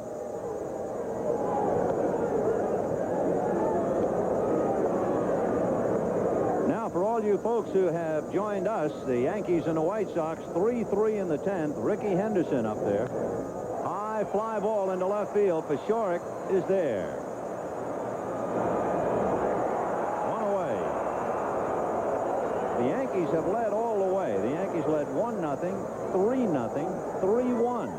And the White Sox, with 2 in the 9th inning, have gotten even. I'm Vin Scully along with Joe Garagiola, and you have joined us at the right time. Here's Willie Randolph. Grounded to short and walked, doubled and walked again. He's 1 for 2. Breaking ball, a good one. The great play by Cruz certainly looms bigger and bigger when he took a base hit away from Winfield and turned it into a double play. But the base on balls, which there's no defense against, is what's really hurt the Yankees. Fastball, and he was late after the curve and fouled it away. So Gene Nelson, who came in to try and just keep things quiet, is now going head-to-head with the Yankees, battling for a decision. The same Nelson who was a Yankee.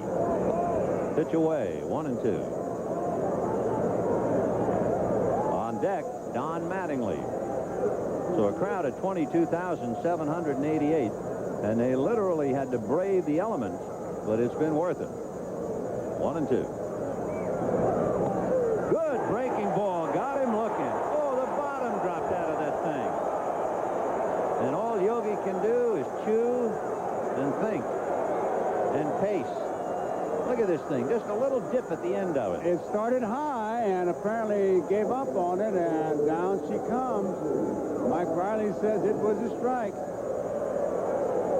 Meanwhile, La Russa, who got that 11th hour reprieve with 2 in the 9th, can now sit back for the moment and relax as Don Mattingly climbs in. Ball 1, fastball ran away. Mattingly had a scoring fly ball in the first inning, single in the third, fly to center and grounded out since. Hitting .267 and strokes it into left center for a base hit. Boston over to cut it off. So Mattingly, a 2-out single in the 10th, and the batter will be Dave Winfield.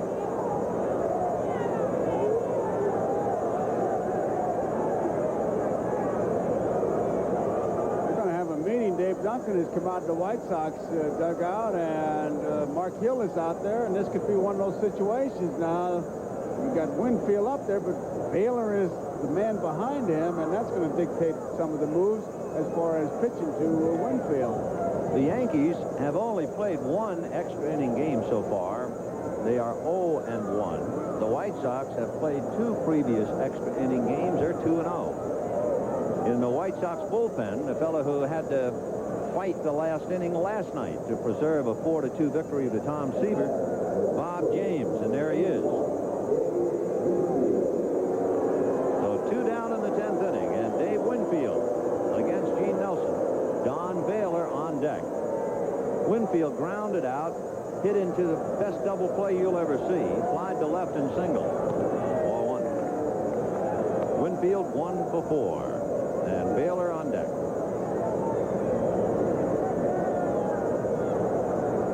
Mattingly held on by Greg Walker at first. 3-3 tie. The totals are identical. 3 runs, 7 hits for each team. Slider hit down to short. The feed to second, and that's it. The Yankees, no run, 1 hit, 1 left. And at the end of 9 1/2, the Yankees 3 and the White Sox 3. And here comes Fisk and Hill and Walker. In left field is the fellow who played with the Chicago Cubs last year, now playing for the New York Yankees, Henry Cotto. And on the mound, a fellow who had briefly been up with Minnesota and Toronto, Don Cooper. Cooper came over to the Yankees from Toronto, and he throws hard. 2 years ago, he led the International League in strikeouts. briefly this year at Columbus, he was in 5 games, 1 win, no losses, and did not allow an earned run. So Cooper and Cotto. That means the Yankees have Mattingly, Randolph, Meacham, and Berra, Cotto, Henderson, and Winfield, Weininger behind the plate, and Cooper on the hill. Harold Baines thinking whatever thoughts you have when you had been given the opportunities twice and then cashed it in the 3rd time. His double in the 9th inning knocked in the tying run and forced this game into overtime. And to the bottom of the 10th inning we go. Carlton Fisk walked, fouled out twice, and grounded out, and is now asked to get something started with Mark Hill to follow. He has 3 home runs, 12 RBIs. Pudge hitting .283.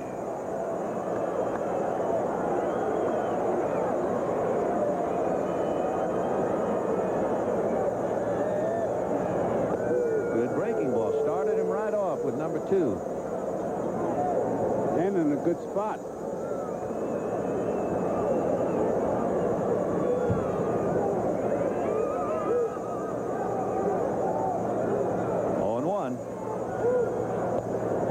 But he missed this time. 1 ball, 1 strike. You'll notice the pitcher's blowing on their hands. For those who joined us a little late, this game began in 40-degree weather. So the umpires have certainly given the pitchers the opportunity to try and get a little heat in there. Ball 2. We've had 12 walks that I've been able to keep track of, and I really think most of them because of the weather. It's so hard to guide that ball. 2 balls, 1 strike. Another breaking ball. That ball just squibbed out. He couldn't snap that one off. It was like the bar of soap in the shower. It just squibbed out of there. Larry Cirillo and all the boys will follow with the legends of golf as soon as this great game is over with, so stay with us. 3-1. Fastball hit foul. I was wondering when he's going to turn the heat loose. You don't think Carlton was looking for it, do you? Yeah, I sure do. He got around on that one in plenty of time. And apparently broke the bat.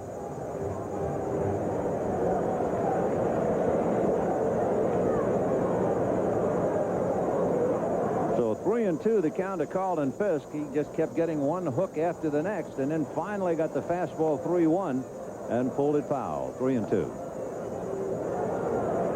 Fisk is 0 for 3. Mark Hill is 0 for 3. And Walker is 0 for 4. So there is not a hit amongst them. That's an 0 for 10 stretch there in the middle of the White Sox lineup.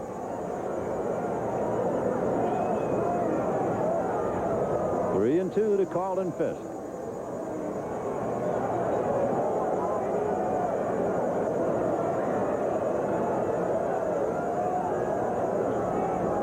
Fastball and a high fly ball up into that wind. No chance for it to go anywhere.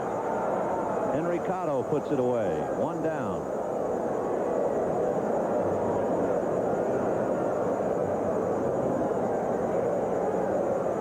Down in the Yankee bullpen, Yogi has dispatched the message to get Bob Shirley up. And he's another bare arm. Why is it the left-handers don't have any long-sleeve shirts? What is there about left-handers? Everybody else is bundled up, and the 2 left-handers we see are dressed like they're in Miami. They're left-handed, and they're going to prove it. Don't say that. But I did. I know, and I'm left-handed. Hill 0 for 3. Fastball in there. 1-1. Mark Hill lost a hit in the 6th inning. Bobby Meacham made a good play to get him, remember. Oh, he went to his mouth twice. Oh, he went twice. Yeah. He called it a ball.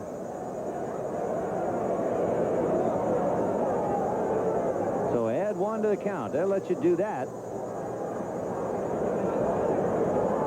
But evidently, he must have licked his fingers. 2-1. Fouled away.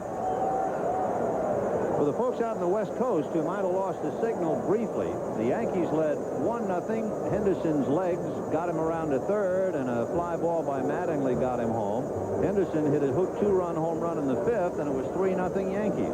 The Sox got a run in the seventh inning. A single by Fletcher scored Salazar, who had gotten aboard on an error, and 3 hits, including a key single by Scott Fletcher and a double by Baines, got the game even, and we're in the 10th inning. Fastball fouled away. That rule I never could understand. You walk 3 feet off the mound, you can go to your mouth. On the mound, it's a ball. On a day like today, if you would wet that ball and try to throw a spitball, it would come up as an ice ball. So, I mean, the rule is... I don't know. Yeah, because it's freezing. I would let anybody. I'd let him put a bucket out there and dip it if he wants. 2-2, if you could get it through the water. That's right. Go ice fishing. 2-2 to Hill. Fastball, all 3. You know, we talk about being cold and hitting and how it hurts your hand. How about catching? Oh, it's hurt your hand. Make no bones about that. But now they got these gloves where the break is right down the middle. They catch it in the webbing, so you really don't feel it most of the time. 3-2. Fastball on the corner, and Hill can't believe it.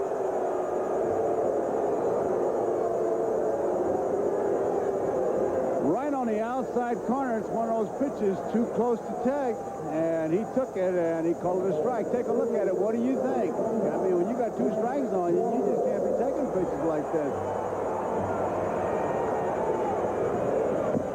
Well, here's Greg Walker, who was 0 for 4, but he's finally getting a look at a right-handed pitcher. And, of course, he can turn the lights out, this kid, with 1 swing. Big, slow, downer, ball 1. Oddly enough, Dale Bear at third base is really guarding the line, even though we got a left-handed batter up there. Look at that. And Mattingly is almost on the grass and close to the line at first. And he pulled it by Mattingly. So if it were early in the game, Mattingly makes the play. But, of course, in the 10th inning, guarding the lines, Don was over on the line, and the ground ball is over there. And a dive still won't help. So Walker so happy to see a right-hand pitcher. Singles to right, and the drought is over for him. And Luis Salazar, the batter. Walked intentionally, popped up, was aboard on the error by Bobby Meacham, and singled in that wild 9th inning. And Berra is on the line at third, Mattingly holding the corner on Walker at first. 3-3, bottom of the 10th. Nice save. Boy, Weininger, what a job he has done today. He's really been a gopher. He's been in that dirt all afternoon.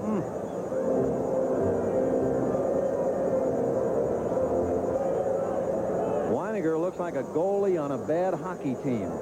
He's been boxing everything down in the dirt. Look at that. Another one. Hey, he's a good low ball catcher. He gets down. He digs it out. He stays with it.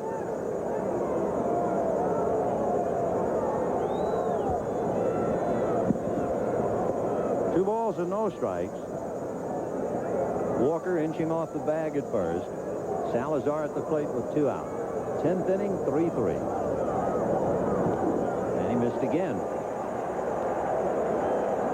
Remember, Darrell Boston, who ran for Jerry Hashton and stayed in the game, Darrell Boston is on deck. There he is, tuning up. And now the winning run goes to second base on the walk to Salazar. Walker advances to second, and Yogi advances to the mound. Now, Boston is a left-hand hitter, and Bob Shirley has been down in the bullpen, and I think they want Shirley.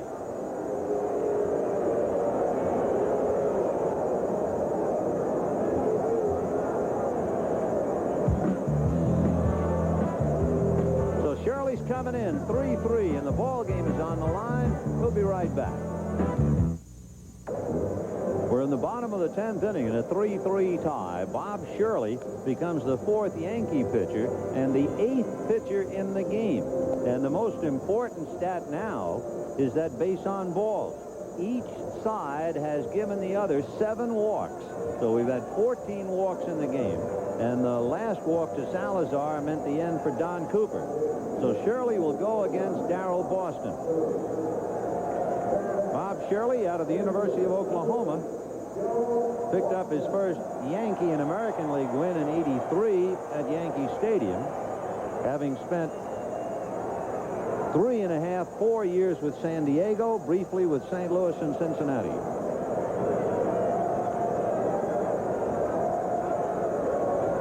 Strike. Yeah, Greg Walker at second, the winning run. Luis Salazar at first, 2 out. And Darrell Boston trying to settle things himself. Ground foul down the line. Right by Joe Nossick. And the count 0-2. Darrell Boston seemed like he was everywhere but Boston last year. 3 times he shuttled back and forth from Chicago to Denver and back to Chicago again. 0-2 the count. And that takes care of him. So Shirley comes in, punches out Boston. No runs, 1 hit, and 2 left. And at the end of 10, a 3-3 tie. We'll be back. But he hit a home run. Here we go into the 11th inning in a 3-3 tie. Don Baylor, Henry Cotto, and Dale Berra in that order. Fastball missing from Gene Nelson, ball 1. Baylor today single to right, robbed of a hit by Scott Fletcher, flied to center, and then Fletcher made a great catch of his foul ball. As far as Baylor is concerned, Fletcher is no longer in the game. Salazar is now playing third.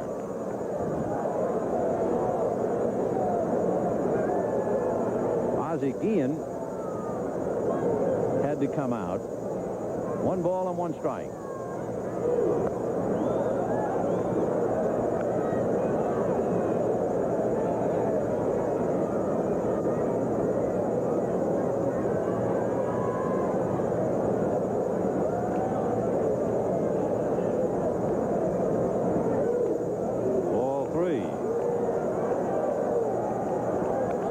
With Walker, Hewlett, Fletcher, and Salazar back of him, along with Peshoric, Boston, and Baines in the outfield, and Hill behind the plate.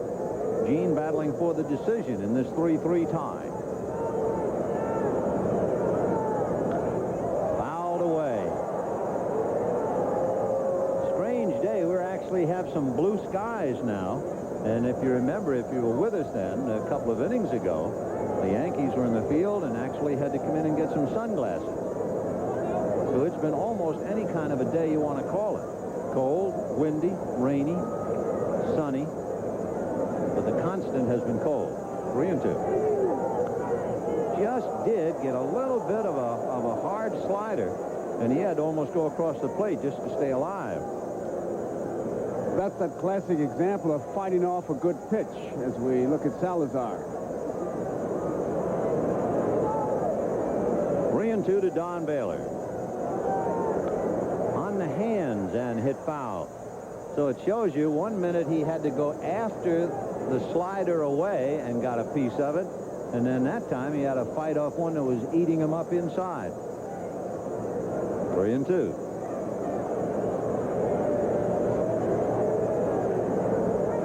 Line drive, base hit into left field.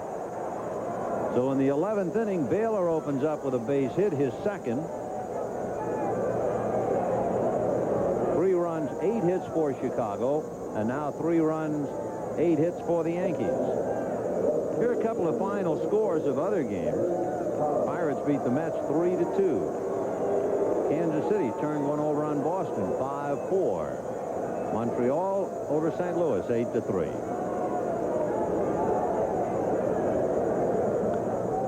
The bunt up along first, down to get it is Nelson, throws, and a good play by Hewlett. That throw is down at the ankles, and on the sacrifice, Baylor takes second. So Henry Cotto moved him up a notch. And what a beautiful bunt that was. He really deadened it, and it was a much tougher play. As you look at it, it is really dead here. Nelson comes up, and looks like for a minute he might let it roll. makes a kind of a low throw. It could have gone into right field just as easily as not. So a good play by Hewlett. And, of course, a fellow like Hewlett should be commended.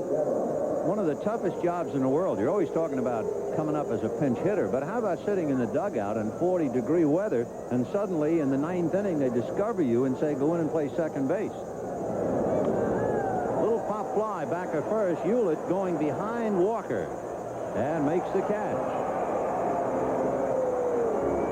2 down in the 11th, and Butch Weiniger, who has done such a great job with the glove, is now asked to do something with the bat.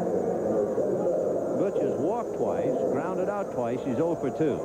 If you're looking ahead, when the Sox come up in the 11th, they'll have Hewlett, Fletcher, and Baines. And they will take the bat right out of Weiniger's hand. They'll walk him intentionally and take their best shots with Bobby Meacham.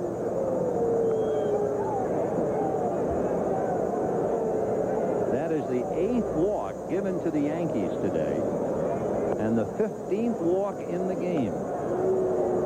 Yogi's got some guys over there. He's got Griffey on the bench if he wants to make a move for Meacham, and it looks like Griffey is getting a bat. So Ken Griffey, who did not hit a lick against Chicago pitching last year, is evidently going to come up and hit for Bobby Meacham. With 2 on, 2 out on the 11th in a 3-3 tie.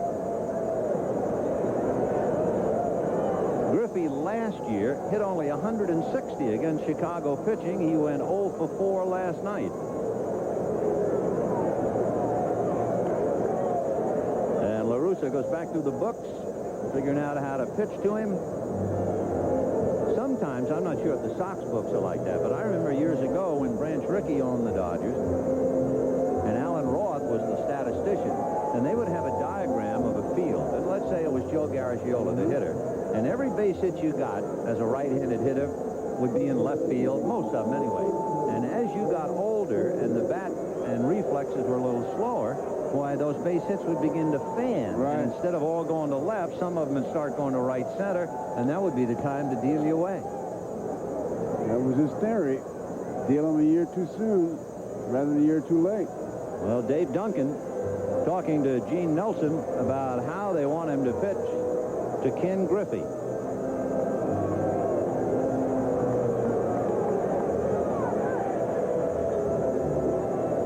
And La Russa making his notes as he subtracts Griffey in this game of chess going on, and a 3-3 tie, and what a game it is. Ken Griffey finds 2 men aboard. Weiniger at first, Baylor at second, and the pitch gets behind the plate and everybody moves up. Now what do? You have 2 out and first base open, and you have Ricky Henderson on deck. We do not have the best communications in the world here, so we're checking, and it is a wild pitch.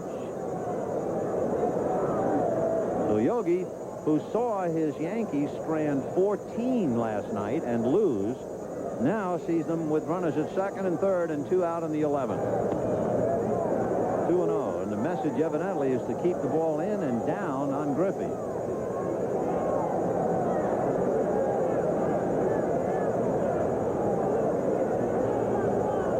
In the dirt, and a good save by Mark Hill.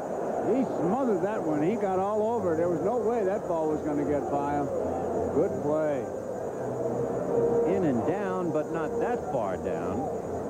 What's this? Watch how he gets over in front of this one. All right, 3-0 to Griffey. With first base open and Henderson on deck and 2 out. On the corner for a strike. Ken Griffey has over 1,500 hits in his career.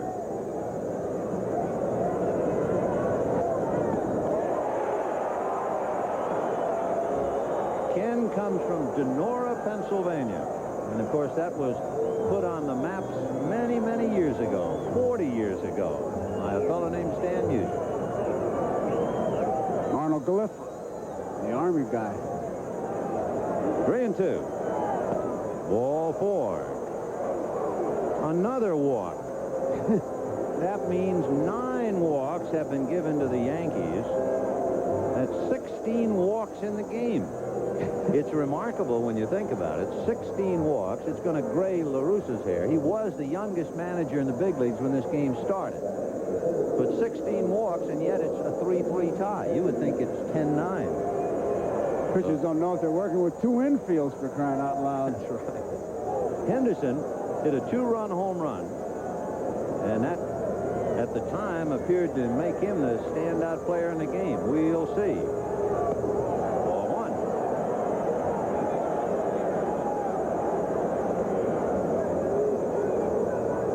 1. So you have Don Baylor at third, Butch Weiniger at second, Ken Griffey at first, and Ricky trying to break the tie in the 11th.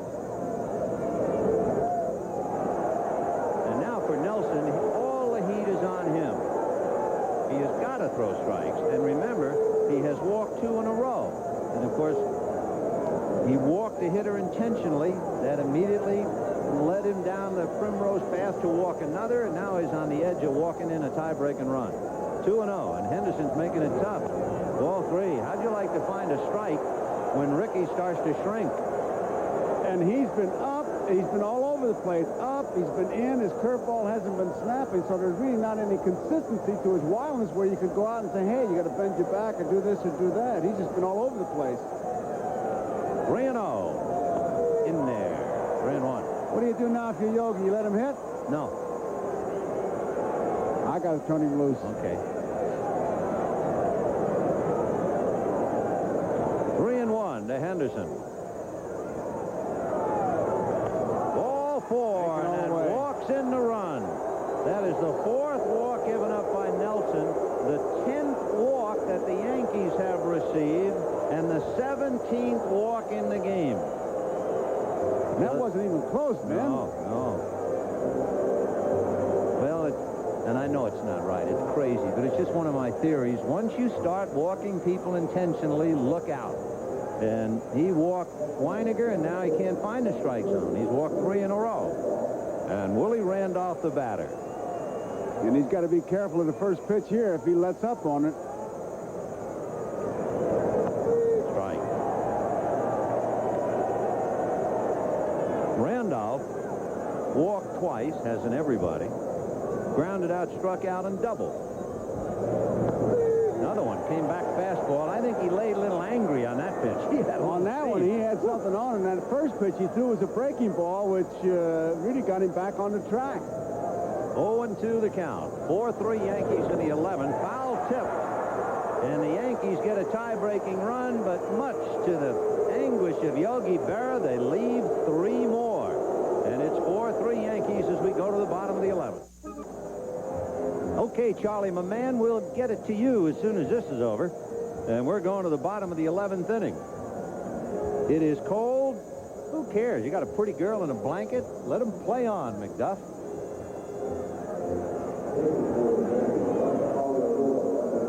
Tom Hewlett and Timmy hitting 286. Then it's Scott Fletcher and Harold Baines. And Bob Shirley trying to win it. The Yankees are leading, but of course they have received 10 walks, and they have managed to leave 9 men on base, which means they have left 23 men on, counting last night and today. But they'll take it if they can win it. Pagliarulo is now at third base for the Yankees. And Berra has moved over to shortstop.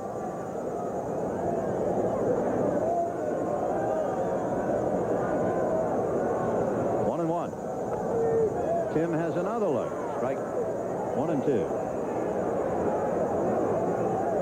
Yogi talking to Lou Piniella, who's leading 4-3 in the 11th. Boy, Weiniger was hanging outside long before Shirley released that one. He wanted to make sure he got it out there. Here's his pitch of decision right here. 2-2 to Tim Hewlett. 4-3 Yankees, bottom of the 11th inning. And look at that. Weiniger way off the plate. That's all we need now, and I'm sure Shirley and all the Yankees are thinking about it. Another base on balls. They've had 17 in the game.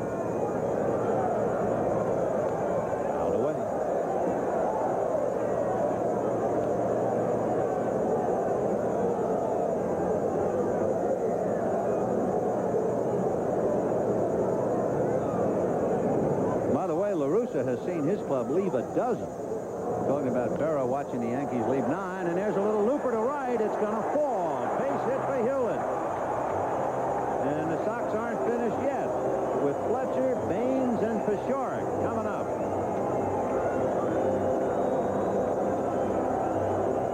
That is hit number 9 for Chicago, hit number 1 off Shirley. Those 3 hits for Fletcher have really been important. He had struck out his first 2 at-bats. But Fletcher singled in the 5th inning to give Baines a shot, singled in the 7th inning to give Baines a shot, and then singled in the 9th inning, and that's the shot Baines finally needed. He doubled in the tying run. And he's bunting, is Fletcher. Ball 1 instead, 1-0. Of course, it's interesting, if he bunts him over, will Shirley pitch to Harold Baines, even though it's left-hander and left-hander? Well, that's a decision Yogi will have to make. Because you'll be putting a winning run on if you put him on. The bullpens are quiet. We've used up 8 pitchers, 4 on each side. And he's swinging. Base hit to right. Hewlett's going to be stopped at second base. And boy, it is a good thing he was looking at Jim Leyland, because Leyland had him stopped immediately, and Winfield would have shot the eyes out of him. And here comes Harold Baines, and there goes Mark Connors to the mound to talk to Shirley. Again, as Yogi makes another phone call. Boy, you want to talk about the soldier, the private, while the general gets the stars. How about giving a star to Scott Fletcher? He has really done the job today. He's gotten the big base hits. We talked about how he's going to get lost in the box score. It'll look great because he's got 4 base hits. But here's the guy. Listen to the fans. The chant is Harold, Harold.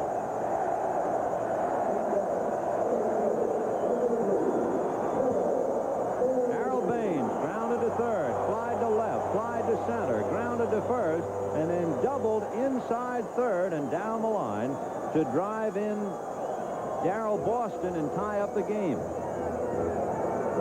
Dale Murray has gotten up to throw in the Yankee bullpen because as Dale heats up, after Baines comes Pashorek.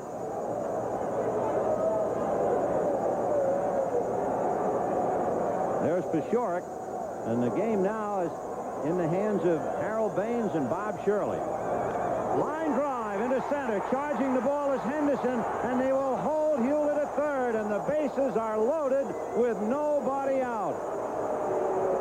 He jumped on that first ball again. Someday somebody's going to believe it.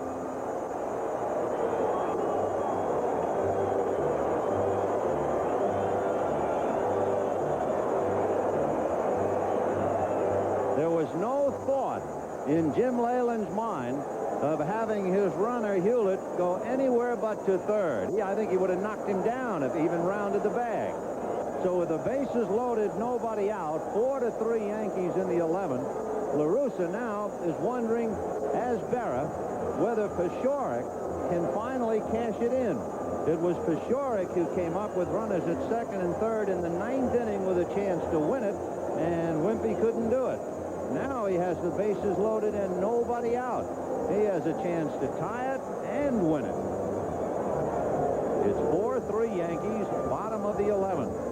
Hewlett at third, Fletcher at second, Baines at first, and we're watching the Yankee infield now as they all gesture towards Yogi Berra, and the infield is up.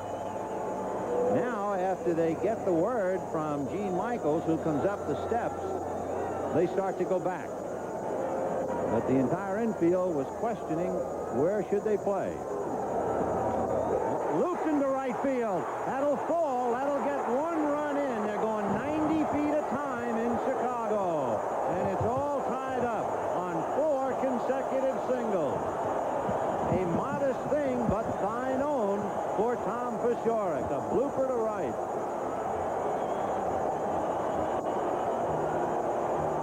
Yogi's got to make that long walk once again out to the mound. Fisk is the White Sox hitter, and he's going to make a change with Murray. He hits it on the end of the bat, and it's a quail, a seagull, whatever you want, and it's going to drop in front of Winfield. He can't do a thing about it. So Hewlett finally made it home. He just kept making pit stops at second, then to third, and then to home. And on 4 consecutive singles, it's tied up, the bases loaded, nobody out. How'd you like to give that spot to Dale Murray? Yogi Berra, standing behind Gene Michaels, would not be human if he's not thinking to himself right now, what do I have to do to win a game? I have brought in the right man at the right time, and no matter what move I make, it turns to mud. And the base on balls have been killing him. I tell you, the only thing he could have done would be to put a no left turn sign up there, because that's all they've been doing this inning. In the 11th inning, with the Yankees leading 4-3, the White Sox have had 4 consecutive hits. Hewlett, Fletcher, Baines, and Pashorek. And now here is Carlton Fisk with a chance to win it.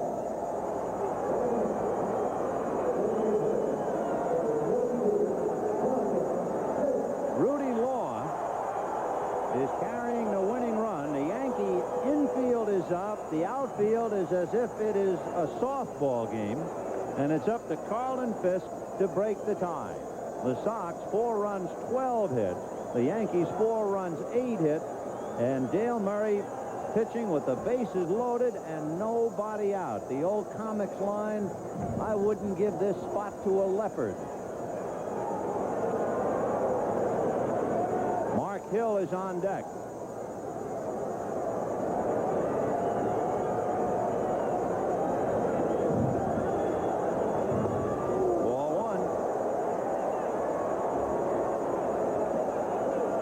Hill, but he'd just as soon have Carlton Fisk finish it off. And Dale Murray, to say backs against the walls would be an understatement here. Nobody out and the bases loaded. Strike on the corner, about the knees, 1-1. Now, you know, Harold Baines had several opportunities and couldn't do it, and then finally did on the third. Tom Pashorek had an opportunity and couldn't do it and succeeded in his second. Carlton Fisk has had an opportunity and has been given a golden chance now. 1-1.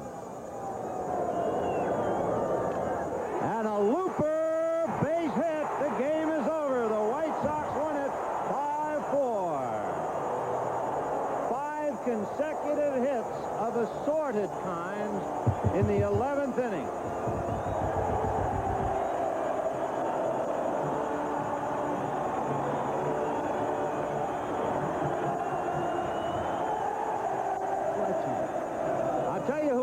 Give our NBC Miller highlight player of the game because he had so many key hits today to set the table, and that would be Scott Fletcher, who had 4 hits and let the big guys clean up. But Joe Garagiola, this is Ben Scully. Hope you enjoyed it. The Sox beat the Yankees 5-4 in 11. Stay tuned now for the Legends of Golf next on NBC.